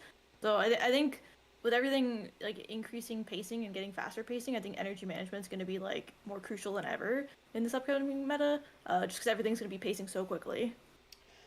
Yeah, that's an interesting point. I think Leo brought that up earlier too. Like this is kind of like just like a power like creep in terms of like what everyone is on pacing. I think Martin even mentioned it too. It's like where foul play or Sableye used to be like the king of pacing, like in back in the day, and then now it's just like you feel like if you don't get to a charge attack by 5 or by 10 turns, it just feels like what is your Pokemon even doing? Like it just doesn't like pace with anything anymore. So it is kind of nuts, and obviously Feraligatr still has that pacing. And will grass types be relevant? Because if Feraligatr is running Hydro Cannon and Crunch, it's not going to do as well in a grass type meta like it does now, obviously. Then you lose to Jump Buff. Yeah, exactly. Finally beating a water type. Now that'll be a day. Yeah. That'll be a day. Now, one great point that Elam, a regional champion in chat, brings up is normal Gator is way better into Lapras. Psywave does 1 less damage. It looks like there are actually win cons for a normal Gator straight Hydro, whereas the Shadow struggles a lot more. Mm-hmm. Yeah, I think Gator is gonna drop off, but I haven't checked normal Gator. It probably is a lot better if you look at the matchups in the meta. But Lapras is generally just better Gator in a lot of scenarios. A lot of Shadow Claw receipts. I still think Feraligatr will be S tier. I think once everyone sets up their PvPoke sims, and if you give every single Pokemon in your matrix a 1 shield advantage against the rest of the meta, I reckon Shadow Feraligatr will still have the best sim performance, and for that reason, I still think it'll be S tier. Interesting. But I would say, on consensus, people feel like this is probably going to drop off to like an A tier. Am I correct in that? I'd still push for it to be S personally. S, okay, interesting. I think it's like kind of like Drapion, where it's like on the border. Interesting. Yeah, I agree with that. Interesting. Okay. Yeah. I liked the point of it's basically going to be as good as the player using it. I think it'll be less like plug and play, but as I believe it was hschirra has said, and I want to echo, like, good players will still be able to make it work because they're good. Yeah. Okay. Yeah. I love that. So that also probably means it's you probably won't see it in Go Battle League as much either. So it's probably gonna fall off a decent amount. I don't know. I kind of want to. It's should we discuss Mandibuzz? Is that Pokemon gonna be relevant? Is Mandibuzz suddenly gonna be relevant because it resists all this side wave damage? What do you all think? I think it'll be huge. Yeah. I honestly, it's got so much bulk. It's got such good coverage into the up and coming meta, and it's going to wall so many teams as well. I think that it's really going to be potentially the biggest harbinger of RPS scenarios going. Okay. I really think. I don't think that. I'm not saying that it's going to be an RPS meta by any means. It's Okay. not going to be a plug into every team, and this is going to be our new Lantern, Trevenant, Noctowl Overlords. But I think that we're going to see a lot of walling of specific Pokemon with the Mandibuzz. Okay. Mandibuzz is really good, but it loses to Jumpluff with acrobatics, so Jumpluff is the goat. But yeah, I think Mandibuzz is really strong. What I like about this meta is that almost everything has coverage for it, so it's not gonna be like a huge wall, which is always annoying. So I like that, but it's still like really strong. Okay. I mean, is it? Think about your Sableye and your Spiritomb. Both of them can hit back Mandibuzz, which they weren't doing in the same way as they were before. Whether that's Power Gem or Dazzling Gleam for Sableye, but also those Rock Tombs make the Mandibuzz matchup for Spiritomb really fine. Yes, Spiritomb, I believe, can actually win some evens against Mandy straight up, just because Sucker Punch Rock Tomb is a stupid combination. Huh. So, okay, so this Pokemon obviously has good positioning because of his typing. That's been the case actually a decent amount of times for Mandibuzz, but it's not going to be that like overwhelming Pokemon. So, I mean, does anyone have a case that it should be S tier, or it seems like it's kind of an A tier Pokemon right now? I think it'll have play for sure. Like it's number 1 on PvPoke in the new rankings, so I think there's definitely a case to be made for S tier. I think that Mandibuzz might be really good in Ultra League instead. Oh god, I hate Mandibuzz in Ultra League. Okay, fair enough. That's something we haven't talked about too much is the Ultra League, but yeah, Mandibuzz is number 1 ranked in Snarl Mandibuzz is at least, and Snarl Dark Pulse, Aerial Ace. Okay, so number 1 ranking carried by its typing. This is almost seeming like a Pokemon that is on the recipe for when you're building a team. And if this is a Pokemon that like is often on your team of 6 because it protects you from or plugs up the holes, their vulnerabilities, there is a chance that it is S tier. There's a chance this is a top 5 Pokemon. I mean, in 2 months, would anyone be surprised if this Pokemon is top 5, top 6 usage? Okay, one point. That top PvPoke is running Snarl, is it? I can't quite see it. Yeah, it's running Snarl. Yeah. Okay, well, if every Mandibuzz is running Snarl, then no Mandibuzz runs Snarl, right? Yeah. It runs Air Slash. Yeah, when fair. Mandibuzz runs Air Slash, it sims against the rest of the meta, does a lot worse. So I would just bear that in mind. Fair. Yeah, I mean, I think you would be running Snarl because I think Air Slash was mainly to hit like a lot of fighters and stuff. The mirror is disgusting if you're running well, in Snarl. the mirror too. Yeah, that's true. Okay, well, this feels like a good time to get a couple of votes in because there's 3 Pokemon that are borderline for all of us. So, I'm actually gonna ask you about 3 Pokemon. I'm gonna go down the list, and I'm gonna ask about 3 Pokemon to each of you. And the 3 Pokemon are gonna be Shadow Drapion, Gator, normal or Shadow. It's okay, I'll combine them both. And then Mandibuzz, which also can combine Snarl and Air Slash. So, all right, so HomeSlice, do you think Shadow Drapion is going to be S tier or below? Or so S tier is yes, below is no. Oh, it's very close. Okay. It's very close. I think it'll like I think over time it might fall off, but in these first tournaments it's still going to be extremely prevalent, just because there's going to be a lot of Sidewave users, and even though it's kind of we're thinking 2 months from now. 2 months from now. Okay. These are predictions from of now. like how the meta will become. Okay. Not how the meta will be like 2 weeks from now. I'd say 2 months from now. Do you think this is S tier? I'm gonna say barely no. I No. don't think it'll ever go away because it also has pretty nice synergy with a lot of the Psywave users. But I think like top of A. Top of A. Okay, and then same question for Shadow Gator or Gator for Alligator in general. Gator, I think it probably it's in a very similar role, like bottom of S, top of A. I think it could realistically go either way. I think I'm gonna say top of A, so slight no. Okay, and Mandibuzz. Mandibuzz, I'm pretty comfortable saying that I don't. I think in 2 months' time, people will have, I think it'll be very popular very early on, but I think people will figure out better options. So I'm a lot more confident in that no on Mandibuzz. Okay. hschirra, what are your thoughts on Shadow Drapion? S tier or below? I think it's still going to be S tier. I think with having an 8-turn move, I think it's just going to remain top meta, honestly, because like you have so much flexibility with it. Okay. Gator. Gator, I'd say, is probably still going to be S tier, yeah. Okay, and Mandibuzz. Yeah, I mean, it doesn't have any hard checks. If Azu's going to be on the downfall, then I think it's still going to be S tier as well. Okay, I like it. All right. House Stark, Shadow Drapion.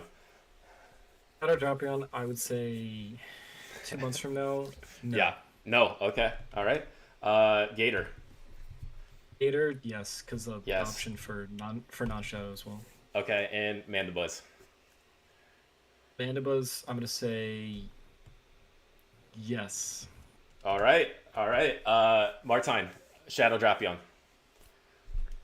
I think it will go to A tier. All right.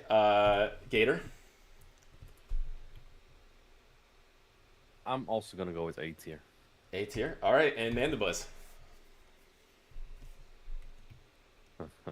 I think it's going to. S B tier, so you can bring Wigglytuff. No, absolutely not. B tier, dude. hschirra made a good point. I think Florges also, like she mentioned, Florges. I totally forgot about Florges for a bit, but that thing also looks really good. Okay. It can be Drapion too. Okay. Okay. So no for Mandibuzz. No, I think Mandibuzz is an Ultra League thing, not a Great League thing. Okay, Leo for Shadow Drapion. Yes. Yes. Okay. Can still go completely crazy and is very versatile, especially for Soul 6. I think this might be an absolute menace, especially if people are dropping Mud Slappers. Okay. Gator. Any form, any attack combination. Yes. Okay. Yes. And Mandibuzz. Hard no. Hard no. Okay, Mandibuzz is good. It's not flexible enough, so I think it's gonna have some tournaments with like good play where it counters the meta or the Pokemon that are more frequently used, and other than that, no. Okay. Fair. Marto, Shadow Drapion. Yes. Yeah, it's gonna stay Yes. Okay. on. People know how to use it, and it's just like very. It has very good tools, and if a Sumeril drops off a bit, there's the charge moves do more damage to other stuff. Okay. That makes sense. Okay. Yeah. Gator. Gator, I think it's gonna drop off a bit. I haven't checked normal Gator, but Shadow Gator, I think drops off a bit. And Mandibuzz. This one's tough. I feel like it's gonna definitely be there. I would say yes because Okay. it's bulky. It's just annoying, and people like to use also PvPoke good rank stuff. So Okay. Fair. No, I actually think the point like of like a Pokemon that is like top 5 usage, which I would consider S tier, is just that like it's just a good Pokemon. Like you can bring it into a lot of scenarios. It's very flexible. It has so much bulk. Like I personally could really imagine like Mandibuzz being top 5 usage. Like not saying it's the most influential Pokemon in the meta, which it just comes down to your own definition of S tier. But I can totally imagine it being like a top 5 usage Pokemon, which in my definition is S tier. All right. yeah, and it's one of the Pokemon that beats it counters sometimes. So it's just Yeah. I don't like Mandibuzz. Yeah. Fair. It's gonna be. Yeah, I'm not a huge fan either. Maybe we're discounting Galarian Moltres too. I guess Galarian Moltres could climb up if it's a Mandibuzz meta. But all right, Steve, what do you got for Shadow Drapion? Yeah, I'm gonna go a hard S on. Hard S. Okay. It's because it's like the 8-turn move is just kind of crazy. Like it really just in a meta that's so defined by pacing. I really just feel like, especially top players, are still gonna have so much success with Draco, and it's gonna be pretty crazy. Okay, Gator. Gator, if you're talking about 2 weeks from now, I would say yes. However, seeing as we're talking about 2 months from now, and like even if you look at 2 months ago in this meta that we're in, it does shift up a little bit. I reckon it's going to be top of A 2 months from now. Okay. And Man the Buzz. Hard S again. Hard S. Okay. It's going to be good. Okay, fair enough. All right. Tomahawk, Shadow Drapion. Its usage is obviously going to drop from what it is right now, but I still think it's very flexible because we're looking at ghosts, poisons, darks, and a high prominence of fairies, right? We've got a very low steel usage, and the increase in Psyshock or Psywave makes poisons a little bit vulnerable, so fairies can really shine, and so maybe the flexibility of Drapion because of that, I would leave it in S tier for now. I think that Shadow for Alligator, maybe slightly lower. I still think it's going to have really good sims, but I think that there are just going to be so many good Pokemon available that maybe it's going to be a little bit tricky to fit another water type into your team when there are other waters that you might want to prioritize. And I don't think Mandibuzz will get close. I think very quickly people will realize how good Cradily is. And once they do, Mandibuzz will not bother wasting its time. You just don't want to be in that matchup. And I think that Cradily, Lapras, I think Wigglytuff will be strong. And I think, as I've mentioned, Spiritomb or even Shadow Drapion, everything will have play into Mandibuzz, and it'll just feel like a waste of a pick in your team. Okay, all right. So that means officially Shadow Drapion has 1, 2, 3, 4, 5. Congratulations. It is the second Pokemon that has joined Lapras in the S tier. Cheers for Shadow Drapion once again being on top. And then we have the Gator, which has 1, 2, 3. Oh, only 3 S tiers. So that means Gator is moving down to the A tier looking ahead 2 months from now, how we predict it. And then Mandibuzz, which has honestly been the most polarizing Pokemon because it's been like a definite yes or a definite no from a lot of people. It's not like, oh, I don't know. It's like, that's the most polarizing pick for sure. And that has 1, 2, 3. Oh, it's actually literally tied, making it actually the most polarizing pick. Mandibuzz, half of our awesome participants said yes, and actually like emphatically yes, that Mandibuzz will be S tier, and half said no. Maybe that's something I should do, like a poll, a Twitch poll, to see if the tiebreaker, if what chat thinks for Mandibuzz. But super polarizing Pokemon so far. So Gator has moved down, Shadow Drapion has joined the S tier, and Mandibuzz is now borderline. At this portion, I think we're getting closer to that hour and a half. I kind of want to get towards the end here. Now I actually want to take requests. I would like to take S tier requests. Does someone out there have a Pokemon that they would like to volunteer to join the pristine S tier? I feel like So if I can interrupt you, bud, there's some breaking news. Yeah. In that Linoon has just lost Trailblaze. It's been taken What? off the blog. Because, and I saw this can't on learn Reddit it. the other day, it doesn't actually learn it in the main series games. Hold up. Is this true? What's your source, Steve? What is this? This? Refresh the blog. Refresh the Yeah. blog. Oh. It wasn't is supposed gone to from the get it. blog. It wasn't supposed to get it. Oh my Yeah, it's goodness. confirmed. Okay, first better. Don't worry. Yeah. Okay. Okay. My Sucker goodness. Punch clears. Live breaking news. We lost a charge attack. I did press refresh here. Is it missing now? Yeah, Yeah, the Trailblaze. If you go to the bottom, the Trailblaze section. Oh. Yeah, if you look for alright. it, Butters, you can't see it. That's the key. Okay. It is gone. It's gone. Wait a second. That's crazy. Okay. Breaking news. It just lost S tier status. Too bad. So sad. It would have been there. Yeah. That's interesting. A little oversight maybe, but maybe is not the most impactful change that will change the board too much. So, all right.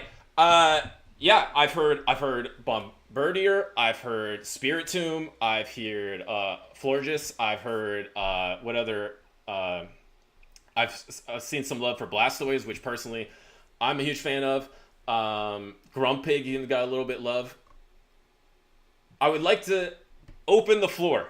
Does someone have a nomination for an S tier Pokemon? I think if Rock Tomb is 50, Cradley. Okay. Give your explanation, please, fine sir, for why you think it deserves S tier. I think it will core break so many of the comfortable cores that people think that they want to be running. It's super strong into Lapras. It's really strong into all of the flyers. It's obviously, we mentioned Blastoise or Swampert or Feraligatr. It can beat those.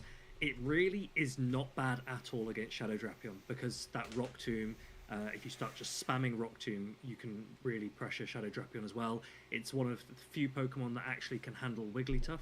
When Wigglytuff tries to 2-shield through you, you just start Rock Tombing it. It's a lot bulkier than I think a lot of people realise, and really nice energy pacing with Bullet Seed into Rock Tomb and its Grass Knot. Possibly has the chance to be the kind of the new Dugong in the way that it's like played and able to like manipulate matchups like further down the road with the debuffs as well. That's interesting. Okay, we can maybe take a vote on that later, but I'm still taking other nominations. Does anyone else have a nomination for an S tier Pokemon? Dusclops. Dusclops. Normal Dusclops. No Shadow. Normal Dusclops. Normal Dusclops. Normal Dusclops. Okay. So it has a little bit of flexibility with the moves. So you can run Ice Punch, you can run Return if you have the Purified one, which is pretty big with Hex buff and in pacing and of course also in chip damage. You have Shadow Punch, which is a very spammy 9-turn pacing stab move that isn't too bad. It has, I don't know if I said it, around Lickitung bulk, and I think that your Ghost typing is gonna be very good for it, unless like the only problem might be that at some point there's like too many dark types in there. Okay. But I like it a lot. Okay. Pokemon. All right, Dusclops, second nominated, Crawdilly Dusclops. This is not what I expected at this juncture of the stream. Anyone else have a nomination for S tier Pokemon? Yeah, I would put Jumpluff in S plus tier. Okay. We built on this. But you know, if we don't take that into account, I would put Serperior and Steelix. Okay. Okay. Yeah. Interesting. Steelix. Thunderfang Steelix. Thunderfang Steelix. I love Thunderfang Steelix. I've been playing that a lot. It does super effective damage against water types. You have the steel resistance, for fairy types. I think it's gonna be a good core breaker. It's gonna depend on how much ground type there is. But yeah, I think it's really good. Okay, I'm actually there with you. I thought Tauntaun was awesome with that too. Degen too. I like the way you think. Yeah, and then Serperior, I think it's kind of unresisted. There's not that much stuff that it's gonna resist grass, and it's always like a good neutral pick. So okay. I think it's gonna be really good. Okay, and which grass type do you think is gonna be stronger, Serperior or Jumpluff? Things like Jumpluff does way much more than just being a grass type. So okay. Jumpluff is like God. Okay, and then yeah. everyone else comes after. So okay, fair. You cannot compare Jumpluff to anything really. That implies that Jumpluff has ever been a grass type. Yeah. I don't. Which it has. It's a great flyer. It's a great flyer. Yeah. It's great great and at Jumpluff everything, don't man. work in one sentence. It's great at everything. Yeah. It beats Rapion. It beats everything. All right. It beats Vanadis. All right. So we got so far Crawdilly, Dusclops, Jumpluff, which will be a great debate. Steelix, which is a wild card one. Steelix is very interesting, and then Serperior kind of as like the standard, grass type that if we hopefully don't run into a meta where there's a lot of like Mandibuzz, Serperior, Lapras. I don't know. That would be kind of annoying. But all right. Any other nominations to join the prestigious S tier or the S++ tier? Which Jumpluff is in there single-handedly right now. I feel like Sableye needs to get an honorable mention at the very least because we don't know what the Dazzling Gleam energy is going to be, but with Foul Play being like a better bait move and Sableye being better, we've seen what it can do at the top of the meta before. So I'm just interested to see what that would look like. Out of Sableye / Spiritomb, like Dark Ghost is just sick. Like Yeah. we know like it's been good many times. So I definitely like the Sableye shout, and I believe it was mentioned earlier as well that like specifically with the Shadow, if you run the attack weight, suddenly Gator, if it's around Shadow Gator, you can just win the ones by virtue of having the same pacing and winning cap, and just fixing the pacing issue that it's been so severely power crept on is very nice. I don't really have a nomination for S other than in the original tier list, Togetic was an A, and that's C at best. I'm sorry. What is Togetic doing in A? That thing is terrible. Oh Okay. my goodness. Get it out of my face. Sorry. Okay. I agree. Just to add to the Sableye, I agree. Sableye, expecting Dazzling Gleam to be 55 energy. Shadow Claw into Foul Play and Dazzling Gleam is really nice. Ghost and Fairy typing is almost already perfect coverage. So with Foul Play as well, it is perfect coverage. I think a lot of players will do well with a high attack Shadow Sableye. Do you guys think it's going to be okay? So it's for sure like the preference is going to be Shadow Sableye. You guys would think in this upcoming meta over Purified. If you've got it, Fair.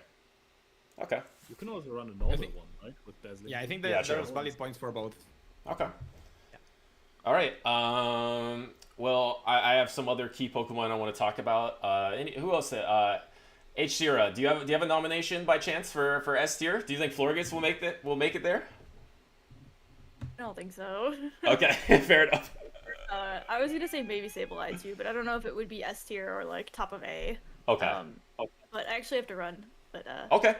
Well, thank you so much for being here. Really appreciate it. And yeah, take care. yeah, thanks for having me. Yeah. All right. See you later. See ya. I have a nomination. Okay. Jumpluff. Guzzlord. Guzzlord. Beats Okay. about almost everything on that list. Guzzlord. Okay. I think it beats Jumpluff too. Wigglytuff's gonna be good. You know Wigglytuff's gonna be good. I covers don't the want to say it. He's probably That's a hot take. Buzzlord stock so that he can run Wigglytuff in. People are gonna put, Yeah. people are gonna run it. I can tell you now, it'll be Lapras, Sableye, Wigglytuff, Clodsire, Mandibuzz, Cradley. There's your team of 6. Go play. Wait, you're not running Ufisk? You're not running Ufisk. No, not with 40 energy discharge. Oh my goodness. Oh, 40 energy discharge is just, it's painful. Okay. I think Gazelle is good, but I wouldn't put it in S tier. No way. What about Grumpig? What do you guys think about Grumpig? Don't say Grumpig. I'm just glad no one has mentioned Grumpig yet as S tier. Is I it? think it's an Ultra League Pokemon. Do you also? Yeah. Okay, that's fair. Do you also think it's just like? I mean, obviously, PvPoke rankings don't usually mean everything for a championship series, but do you guys think it actually will see play, or it's just completely like it's super fringe? I think it's Beats inferior Lapras. to other Psywave users. There's Okay. better options for Yeah. sure. Okay. Solo Psychic typing's not good. It's going to get punished because of that. It doesn't have the bulk Cresselia had, and I think that'll be its downfall. Okay, that's fair. I guess let's talk about Claydol. Claydol, Caleb's list once again. He has Claydol in the S tier. I'm not sure about Claydol. It does have Psyching subtyping, which is kind of interesting, but also very dangerous if it's going to be a dark meta or a lot of Shadow Claw users like Feraligatr or Sableye. Anyone have a case for S tier, or if not, I feel like just the way everyone's talked about it, that it definitely does not deserve S tier. It's What weak is to it? everything. Oh, go It ahead. takes super effects from everything. Yeah, fair. What is it doing that Shadow Marowak isn't doing? Like, I guess you can say Psywave resist. Resist Psywave, that's it, I guess, yeah. But the Psywave user already isn't hitting Marowak for super effective, so that's not terrible for Marowak. So I think if you're using a slapper in that role, like, they have very similar matchups, and I just don't see why you wouldn't just use Marowak.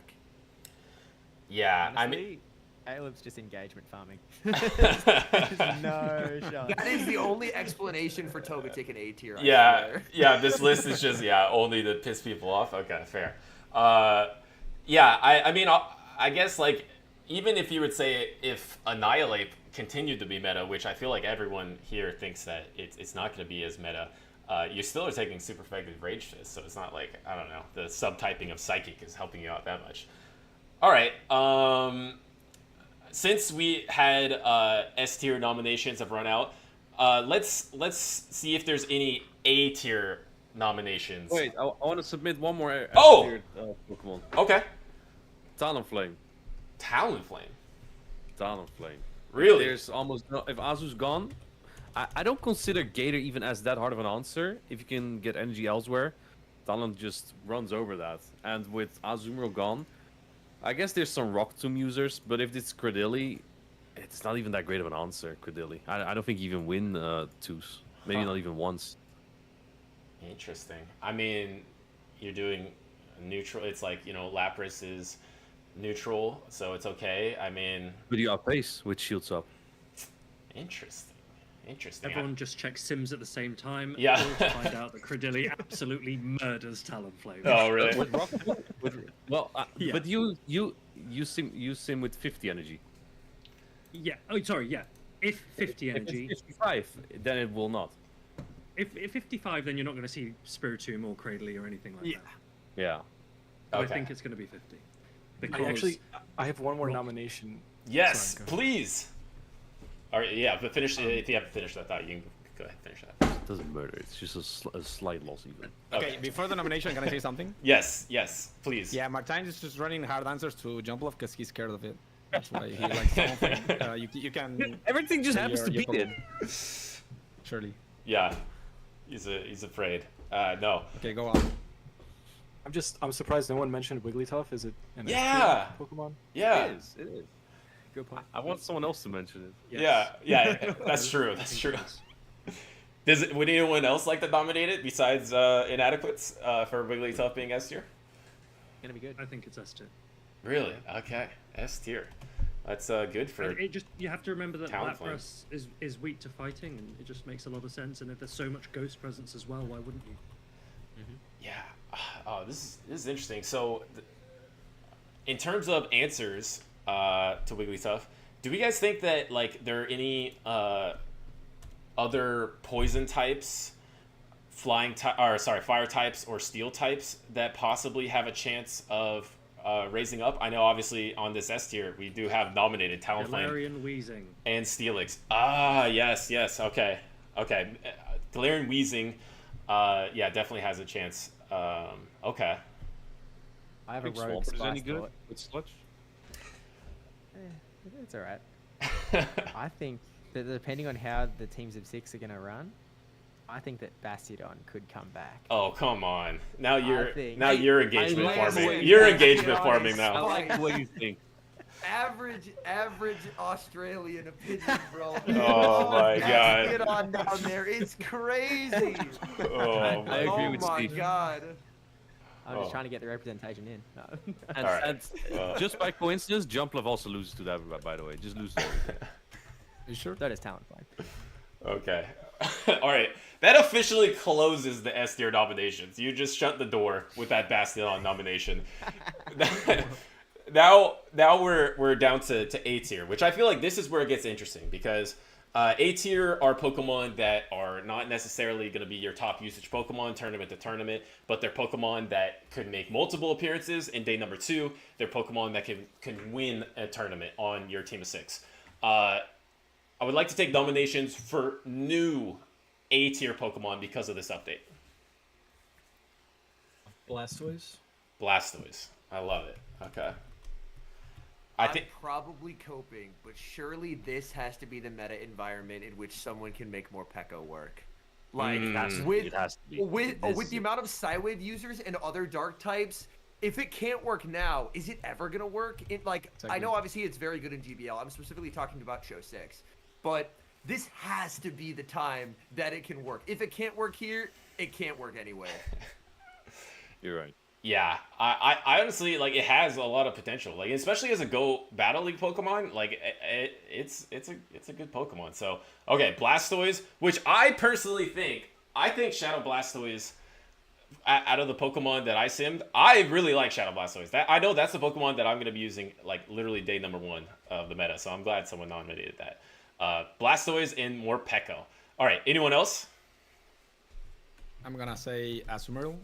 Pretty easy one, but Okay, I think Azumarill. it's still gonna be good. Yeah, a And little- I also think Pangoro is gonna be a good core breaker, so you might still need a fairy type, and Asu is way more flexible than Wigglytuff, so Okay, fair. All right. it's slow, but it's still Asu. Okay. The only meta it hasn't worked it's with a hard counter like Lantern. I feel like you're a little biased here because you're so interconnected with Azumarill in your own story here, but Just a bit. yeah, but it's okay. It's an S tier Pokemon for its life. Maybe not this meta will be finally the meta that it's A tier, but I wouldn't be surprised if somehow it's sitting doing really well in a couple months. All right, any other ones? A tier, new Pokemon, A tier. That's Noir. Oh, okay. I mean, I think the other ghost types are better. Specifically, Dusclops is insane. But if you're running a Shadow Dust Noir, it has like a different purpose. I think it can sweep up teams, has big fast attack pressure, and has spammy, not Rage Fist, Shadow. Do you run Hex or Astonish now? Astonish on Dust Noir. On Dusclops, you run Hex. Okay. I think that You don't think you want to run Hex, Shadow Ball, and then Egg Punch on Dusknoir? Ooh. Also an option, right? But does it? I'm just saying. Thing had Hex, to be honest. Hey, that sounds fun to me.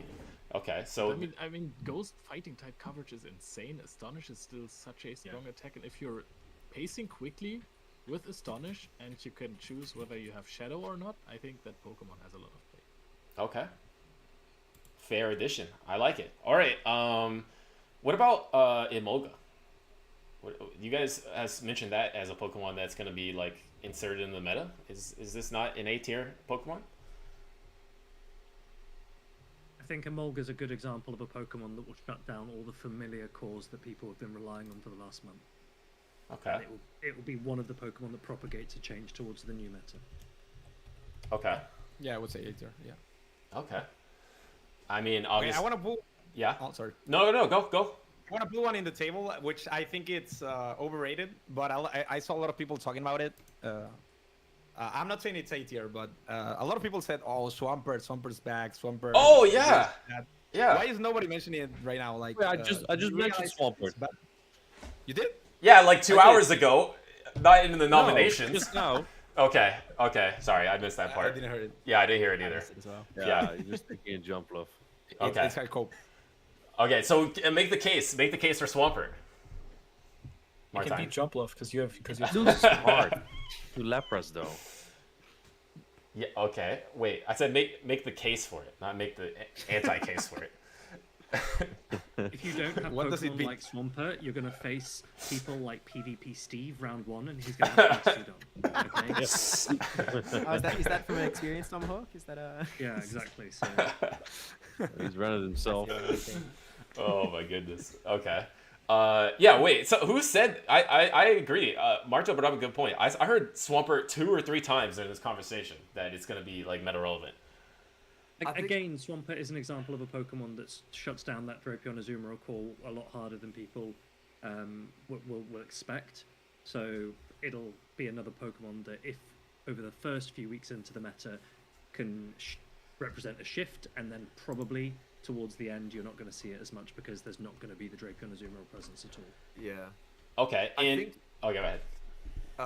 If we end up with a shift where there's so many counters to Lapras that it becomes less common, like this would more be like a later season, I could see a potential like a Swampert tournament, kind of like how we've had EUIC was the Wigglytuff tournament and stuff like that. So it is definitely a lot better, and I think it could have its moment in the sun, but it would kind of need meta forces to align favorably for it. Because straight 5, like Sludge being a good move, helps it out substantially. It's still a bit underpowered when compared to Lapras, but I think that's the case with a lot of Pokemon because Lapras is just insane. But I definitely think there could be like a Swampert tournament in which people are just building weak to it, they're disrespecting it, and then Swampert is able to pop off because it is definitely a lot better. Interesting. And it's a lot better because of Sludge. Or because of the actual fit in the meta. Sludge in particular, like Okay. nine do a coverage move is embarrassing.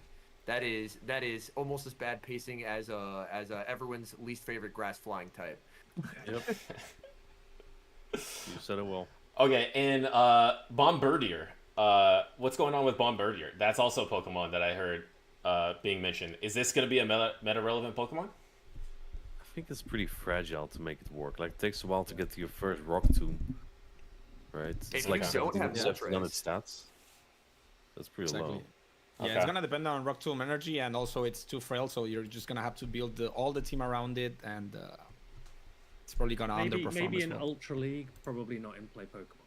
Yeah, I think Yeah. Ultra League might be good. Interesting. I think for those who don't have a Moltres, it's more of a dynamic dark flying option, which I think is cool. But I think in practicality, Moltres is just a really good mon, and like it has fallen out of usage, but just because of like the Drapion Azu shift. But I think Moltres just kind of does what it does better. Fair. Okay. Do you think Moltres is A tier? I think there is a chance, yeah. Because I think Moltres actually just beats Lapras in a lot of situations. So I think having Moltres, obviously it's a bit dependent on something like a Credilli, but looking across what we put in S, its energy does go everywhere. Outside of Bastiodon, but that's not a real Pokemon by any means. I'll just like we will all just make a pact to not go to any Australian regionals, then we won't have to deal with it. But, like, into Credilli, I mean, Brave Bird is still hitting most things. You have Ancient Power as well as needed for something like a Talonflame. Even against a Wigglytuff, it's not a good matchup, but Brave Bird can still hit hard. I think its energy just goes a lot of places, and it's still always been kind of a good mon, but the meta environment was not favorable for it. But having the best Ice type be a mon that has a Psychic Fast move is really nice for Moltres. So I could definitely see A tier. Okay. I'm not sure about that, only because if it were me and I wanted a Dark Flyer that wasn't bulky like Mandibuzz, then the advantage of Bombardier is if you win a matchup that you are willing to shield and win, you Rock Tomb as you exit that matchup, and that's massive. Fair. Okay, so at this juncture, does anyone have any bold predictions of Pokemon that, like, we haven't mentioned that might be underrated? I know we've mentioned almost every Pokemon at this point, but anyone have any last stragglers that they think is going to be good that we haven't mentioned? Fortress. Okay. And the typing is insane. There's like weakness. It only has fire's weakness. what do you run as the second charge attack besides Rock Tomb? I still think it's Earthquake, no? Yeah. Okay. Yeah. Mirror Shot sucks. It's so Yeah. bad. True. Okay. Yeah. Okay, I don't know if it's a hot take. Okay. But, I have another fairy type. Okay. Nobody has mentioned, and I think it tackles a lot of the meta, especially as I don't see that much ground type, the S or A tier. I think Carving is sadly gonna be very strong. Oh. I didn't want to bring it up. Oh no. Yeah, That sorry. was my Ilami is like. probably happy. Yeah, Okay. if I don't say it, people won't realize it's good. But yeah. Okay. Carving worries me a lot because a lot of the waters are now not having a water type fast move. Okay. Okay, I'm bringing Swampert to my next tournament. Yeah. Okay. That's not happening on my watch, bro. See, there you go. Swamper good. Well, I feel like at least in GBL there's gonna be a ton of Carbink. Okay, that's gonna be disgusting. All My right. bad, sorry. No, that's all your it's all ruined your the meta. fault. Yeah, it's all your fault. Okay. Oh All my right, I'll goodness. just bring Steelix. It's all good. Oh. See, there you go. Yeah, exactly. Dude, Steelix is fun. All right. Any last other stragglers that I remember? Roserade was also maybe something that could be meta relevant. Anything else? Did we mention Jellison? Oh yeah, no one's mentioned Jellison actually. I don't think Jealous is that good. Like, it's only meant to... It's like using Giratina Origin. Like, you can get it up into a Dark type, and you just do nothing. Yeah, true. You throw It's like the worst Lapras. Oh, Yeah. Yeah. Like, Lapras still wins twos, I think. It's Yeah, it worse does. than Dusclops, right? It's worse than Dusclops. Yeah. Yeah. If you go with it goes like that, it should be Dusclops. Or Dusknor, even. I feel like a lot of war types is just like it's worse than Lapras, and that's about it. Okay. It's gonna be like that. Okay. All right. So now I think we're kind of towards the end. I have one last remaining thought. we've talked about like what we think might have potential to be top of the meta, and the consensus thing that we have is Lapras is going to be S tier. We voted Shadow Drapion is going to be S tier. I believe Gator didn't make the S tier, and Mandibuzz is borderline. So if we ever end up in a meta where it's like, you know, Lapras is top, Mandibuzz is top, and then maybe there's like Superior in the meta, my biggest question is, compared to the meta right now, do you all envision that the meta is going to be more flexible or less flexible? Because I know we've heard thoughts about, like, we think that energy management is going to be so much more impactful this upcoming season. Also, maybe the ability to change your IVs on your Lapras, get some bulk points, break points if they exist, or different charge attack priorities, something like this. I'd like to know just everyone's like headspace in terms of, do they envision this meta will be healthy or not? And I'm just gonna kind of go down the list. I'll put Tomahawk in the spotlight first. What is your take on that? I think it's going to be really difficult to build into this meta because there's such a wide variety of viable Pokemon that you're going to have your team and you're going to realize, oh, I'm actually a little bit soft into Grumpig, for example, because you started leaning one way. What a crazy sentence. I know, right? And it's going to be one of those metas where you need to just get it week by week. You need to get the call right. What I do think we'll see is that there will be a rough template for the types of roles that people will need on a team. And what I think is healthy and nice and vibrant is that there are a ton of different options that you can put into those. If you think about what are the different anti-fighters, if you need that as a role, there are loads of different options there. So for that reason, I really like what we're going to see, and I think we're going to see a ton of Pokemon that the Play Pokemon circuit hasn't seen before. Cool. All right, I like that. All right, let's see.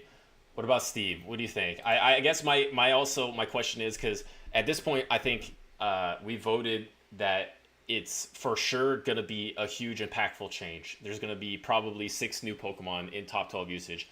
So my question, like I was trying to say earlier, is do you envision a healthy meta? Because just because there's new Pokemon doesn't always mean it's healthy, and everyone wants a healthy meta. How do you see this moving forward, Steve?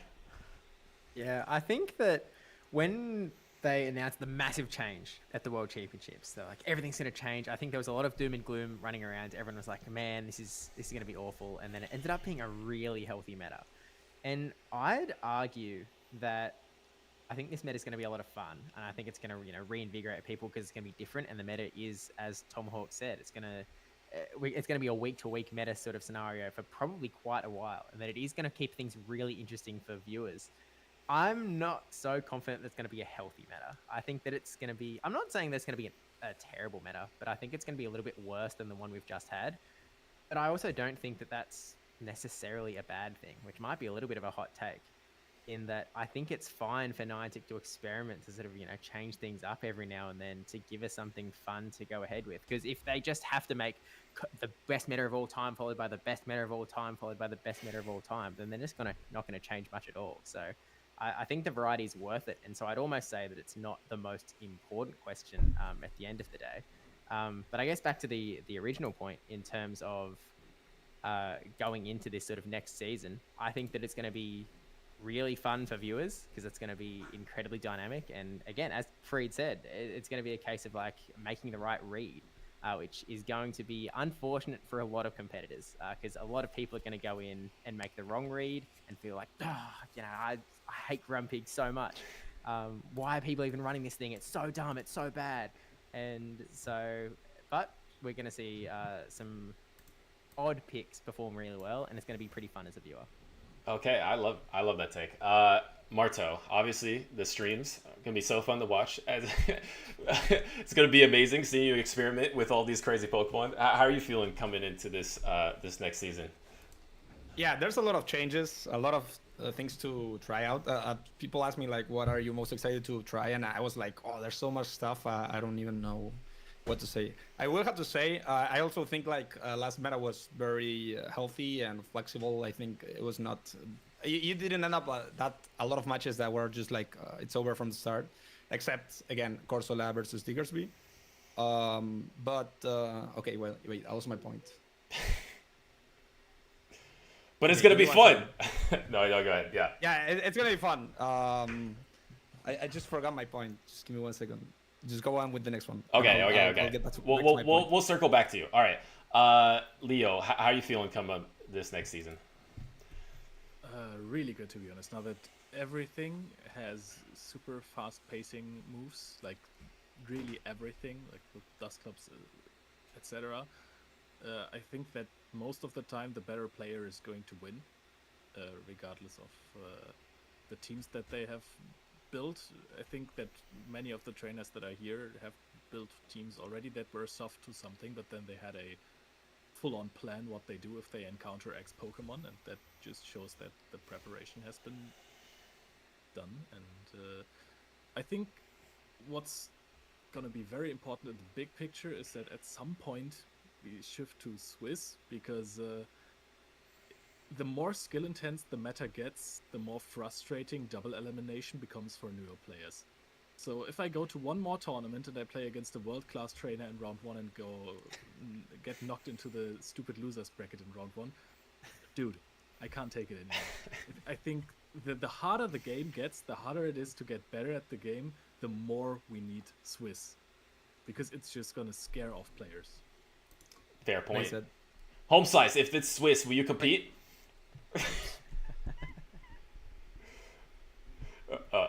Oh, hold on. There's anticipation for this answer. I don't know if you heard. All right, Marto. Actually, go. Yeah, Marto. I got back to my point. Okay. Yeah. So after this stream, I got a little bit afraid of Rock Tomb. Especially what Tomahawk said, and I think someone else, I don't remember, that it's like exiting in a match and having a Rock Tomb to just debuff what comes next. I think that's gonna be a little bit annoying, just like kind of Dugong. So I'm not looking forward to that. Hopefully that's not very strong. So let's pray for a 55 energy Rock Tomb. Fair. Okay. Yeah, that makes sense. All right, my counsel has given me a prepared statement. Oh, okay. Yes. And it is, I invoke my Fifth Amendment rights against self-incrimination. What? This was such a good opportunity. Okay, fine. Fair. All right. The council has spoken. All right. Moving on. All right. Martine, how is your Wigglytuff, your polarizing picks, your greatness when it comes to team building? How's it gonna shake out this next 3 months? Not sure how you always link the term polarizing to me. I like it, actually. It's my favorite adjective for you. I guess the man who ran Wigglytuff, Talonflame, Serperior. And Gastro. Don't forget Gastro. You're very good at running polarizing picks, yes. But that's what you run. Yeah. Anyway, it's like jump bluff. You guys make me scared of Carbink, man. It's gonna be such a 50-50. Oh, You're always man. gonna be forced to play a freaking 1 or 2 ground types maybe for that Pokemon, and then it's just RPS. That's not what I hope it'll turn out to be, but we'll see. I'll bring something stupid anyway. Wait, Shadow Dialga probably beats it, right? There's no way. Well, Iron Head's the most effective. Yeah. Metal Claw, let's go. Oh yeah. Yep. He makes a point. Wait, you said you were running jump Pilot's fine, so you're fine, right? Ground type. Oh yeah, true. Yeah. High horsepower, baby. Yeah. No way Piloswine loses the 2s to Carbink, aware. Oh, there's no way. No shot. Okay. All right. Where do we go next? All right. How's Stark? How are you feeling? I feel like it's a good meta, but it's not a great meta, if that makes sense. Like I feel like the meta that we just left was a great meta, because if you look at EOIC, like the 7 of the top 8 was all like regional winners. So it was proof that like if you understood the meta, you could rise to the top, and you battled well, you could make it to day 2. It's all that stuff. And this meta is like, you have a lot of options, right? If you want a dark flying type, you have 3 options. If you want water type, you have like 7 options, right? But at the same time, stuff like Wigglytuff, Carbink, like a lot of polarizing picks are going to be pretty good. So I'm excited. I mean, we'll see what happens. I think there's always going to be new additions. I think stuff like Cradilly, Lapras, Sableye, Blastoise, I'm excited for all that stuff. So yeah. Fair. All right. And do you have to consult your counsel before you give this answer too, HomeSlice, or are you good? I genuinely like. Granted, as someone who just watches the tournaments, I don't compete, and then I periodically cast them. Okay, fair. I feel that the most recent meta was a very skill intensive one, and that I thought the Azu Shadow Drapion like interplay of like how those Pokemon interacted with each other was one of the healthiest interactions between the top two Pokemon in a meta we've had ever. And it was so often the case that the battler with the better Shadow Drapion energy management won. And I think that was the sign of like, granted, people are going to have different definitions on what is a good meta or not. To me, the battler who is making the skill play in terms of like, we saw this with Marto in many tournament runs when he had Drapion, but I specifically remember there's a certain EUIC battle where someone tried to catch and then he just farmed up to an Aqua Tail plus a Crunch and then brought in his own Azu. And then immediately upon watching that, you're like, oh, okay, he wins. Because he was able to better manage energy because Drapion energy went everywhere that wasn't Azu. And I really liked the fact that it incentivized less linear and more like less, oh, I'm going to put my Corsola on an Annihilate, and it felt like it more often incentivized flexible play. Like obviously there were some meta matchups that were very tough, but I feel like in a lot of situations you could energy management your way out of bad matchups, and I think that's very cool. And with this meta, we'll obviously have to see how it develops, but my hope is that we see more of that, where there's a lot of flexible play, because I think having a lot of strong, flexible options is good, and that's why I really liked Feraligator's presence. And in the Lantern meta, when we had the last one of these, I was shaking people down in the streets going, we need to nerf Lantern, because if we get the hellish RPS fish out of the way, flexible things can thrive, and we've seen that, and it's been cool. So it's going to be an adjustment, but I hope we see more of those like strong, flexible picks, because that's a really fun meta to watch, and I think a very fun meta to play in. I just want to say sorry, Martin, you go. I just want to point out that you just described a situation where someone had to swap out of a Drapion matchup because it probably wasn't that good for them, and then the Drapion was just able to farm up more and just lock in the battle. That does not sound flexible to me even remotely. I believe they swapped out of a Drapion mirror trying to catch. They tried to catch out of a Drapion mirror, and then they failed it, and then he banked a ton of energy, and then just shredded with a lot of Drapion energy.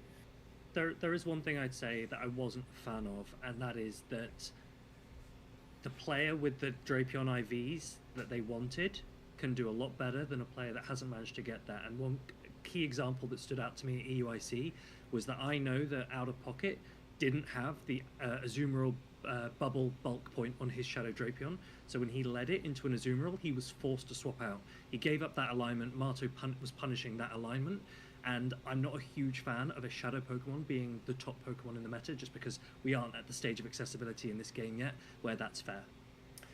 Yeah, that totally makes sense. And I feel like to kind of put together all the pieces of all the things you're mentioning, I do like how Niantic didn't address the previous meta in any way, really, besides, I mean, I guess the Nightshade nerf and I guess the rollout nerf. But otherwise, just kind of gave buffs to other Pokemon. So this same meta that we had that was like super flexible between Azumarill and Shadow Drapion, which I do agree that I think like when you have two Pokemon that you can just pivot out of a matchup like at any time, that is a healthy space for the meta for sure.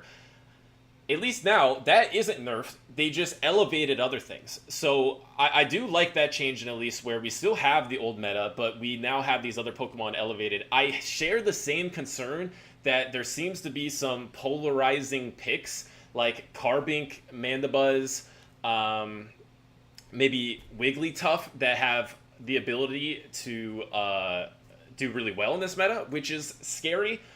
But my overall take is that oftentimes when a new release comes out, a new shakeup, the dust doesn't settle, and it seems like things shift around and it's not alignment dependent. And then suddenly when you start getting to the end of the meta, then everything kind of locks in to like more like RPS picks at the top, and that's how you team build through the thing. And I feel like even towards the last meta, the worst example was probably Diggersby versus Galarian Corsola. Like finally we got to a point where it's like, okay, maybe that's not that great.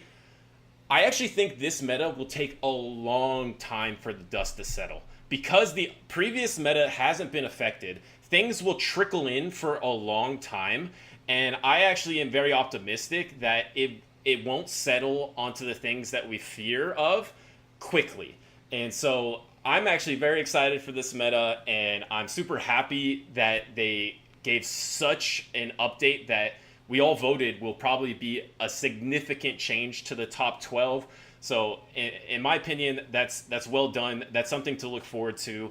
And I think that's the perfect place to end this stream. And I just want to thank everyone here who came. I know it's late in the EU hours. I know, Steve, it's probably like 2 a.m. there. No, it's not that early, but wild times. Obviously, all the guests. hschirra, who had to take off. I believe she's doing a duo stream with Rise, who I'm going to raid after this as well. It was awesome to hear her inputs. And to all of you that joined me, genuinely, thank you so much. This is something that always excites me to do. I said last time I was going to keep doing them, but I'm going to try to refine these over time and try to make them better, try to make them more enjoyable. So, yeah, really appreciate every single one of you that were here with me today. And I think that's going to conclude this one of the new season changes for our new season, Might and Mastery. You'll probably see every single person here very often. And then this next season, you probably know them very well. So appreciate you once again. And yeah, I think that's going to conclude the stream here. And I'm going to go ahead and send it on over to Rise to Occasion for the raid.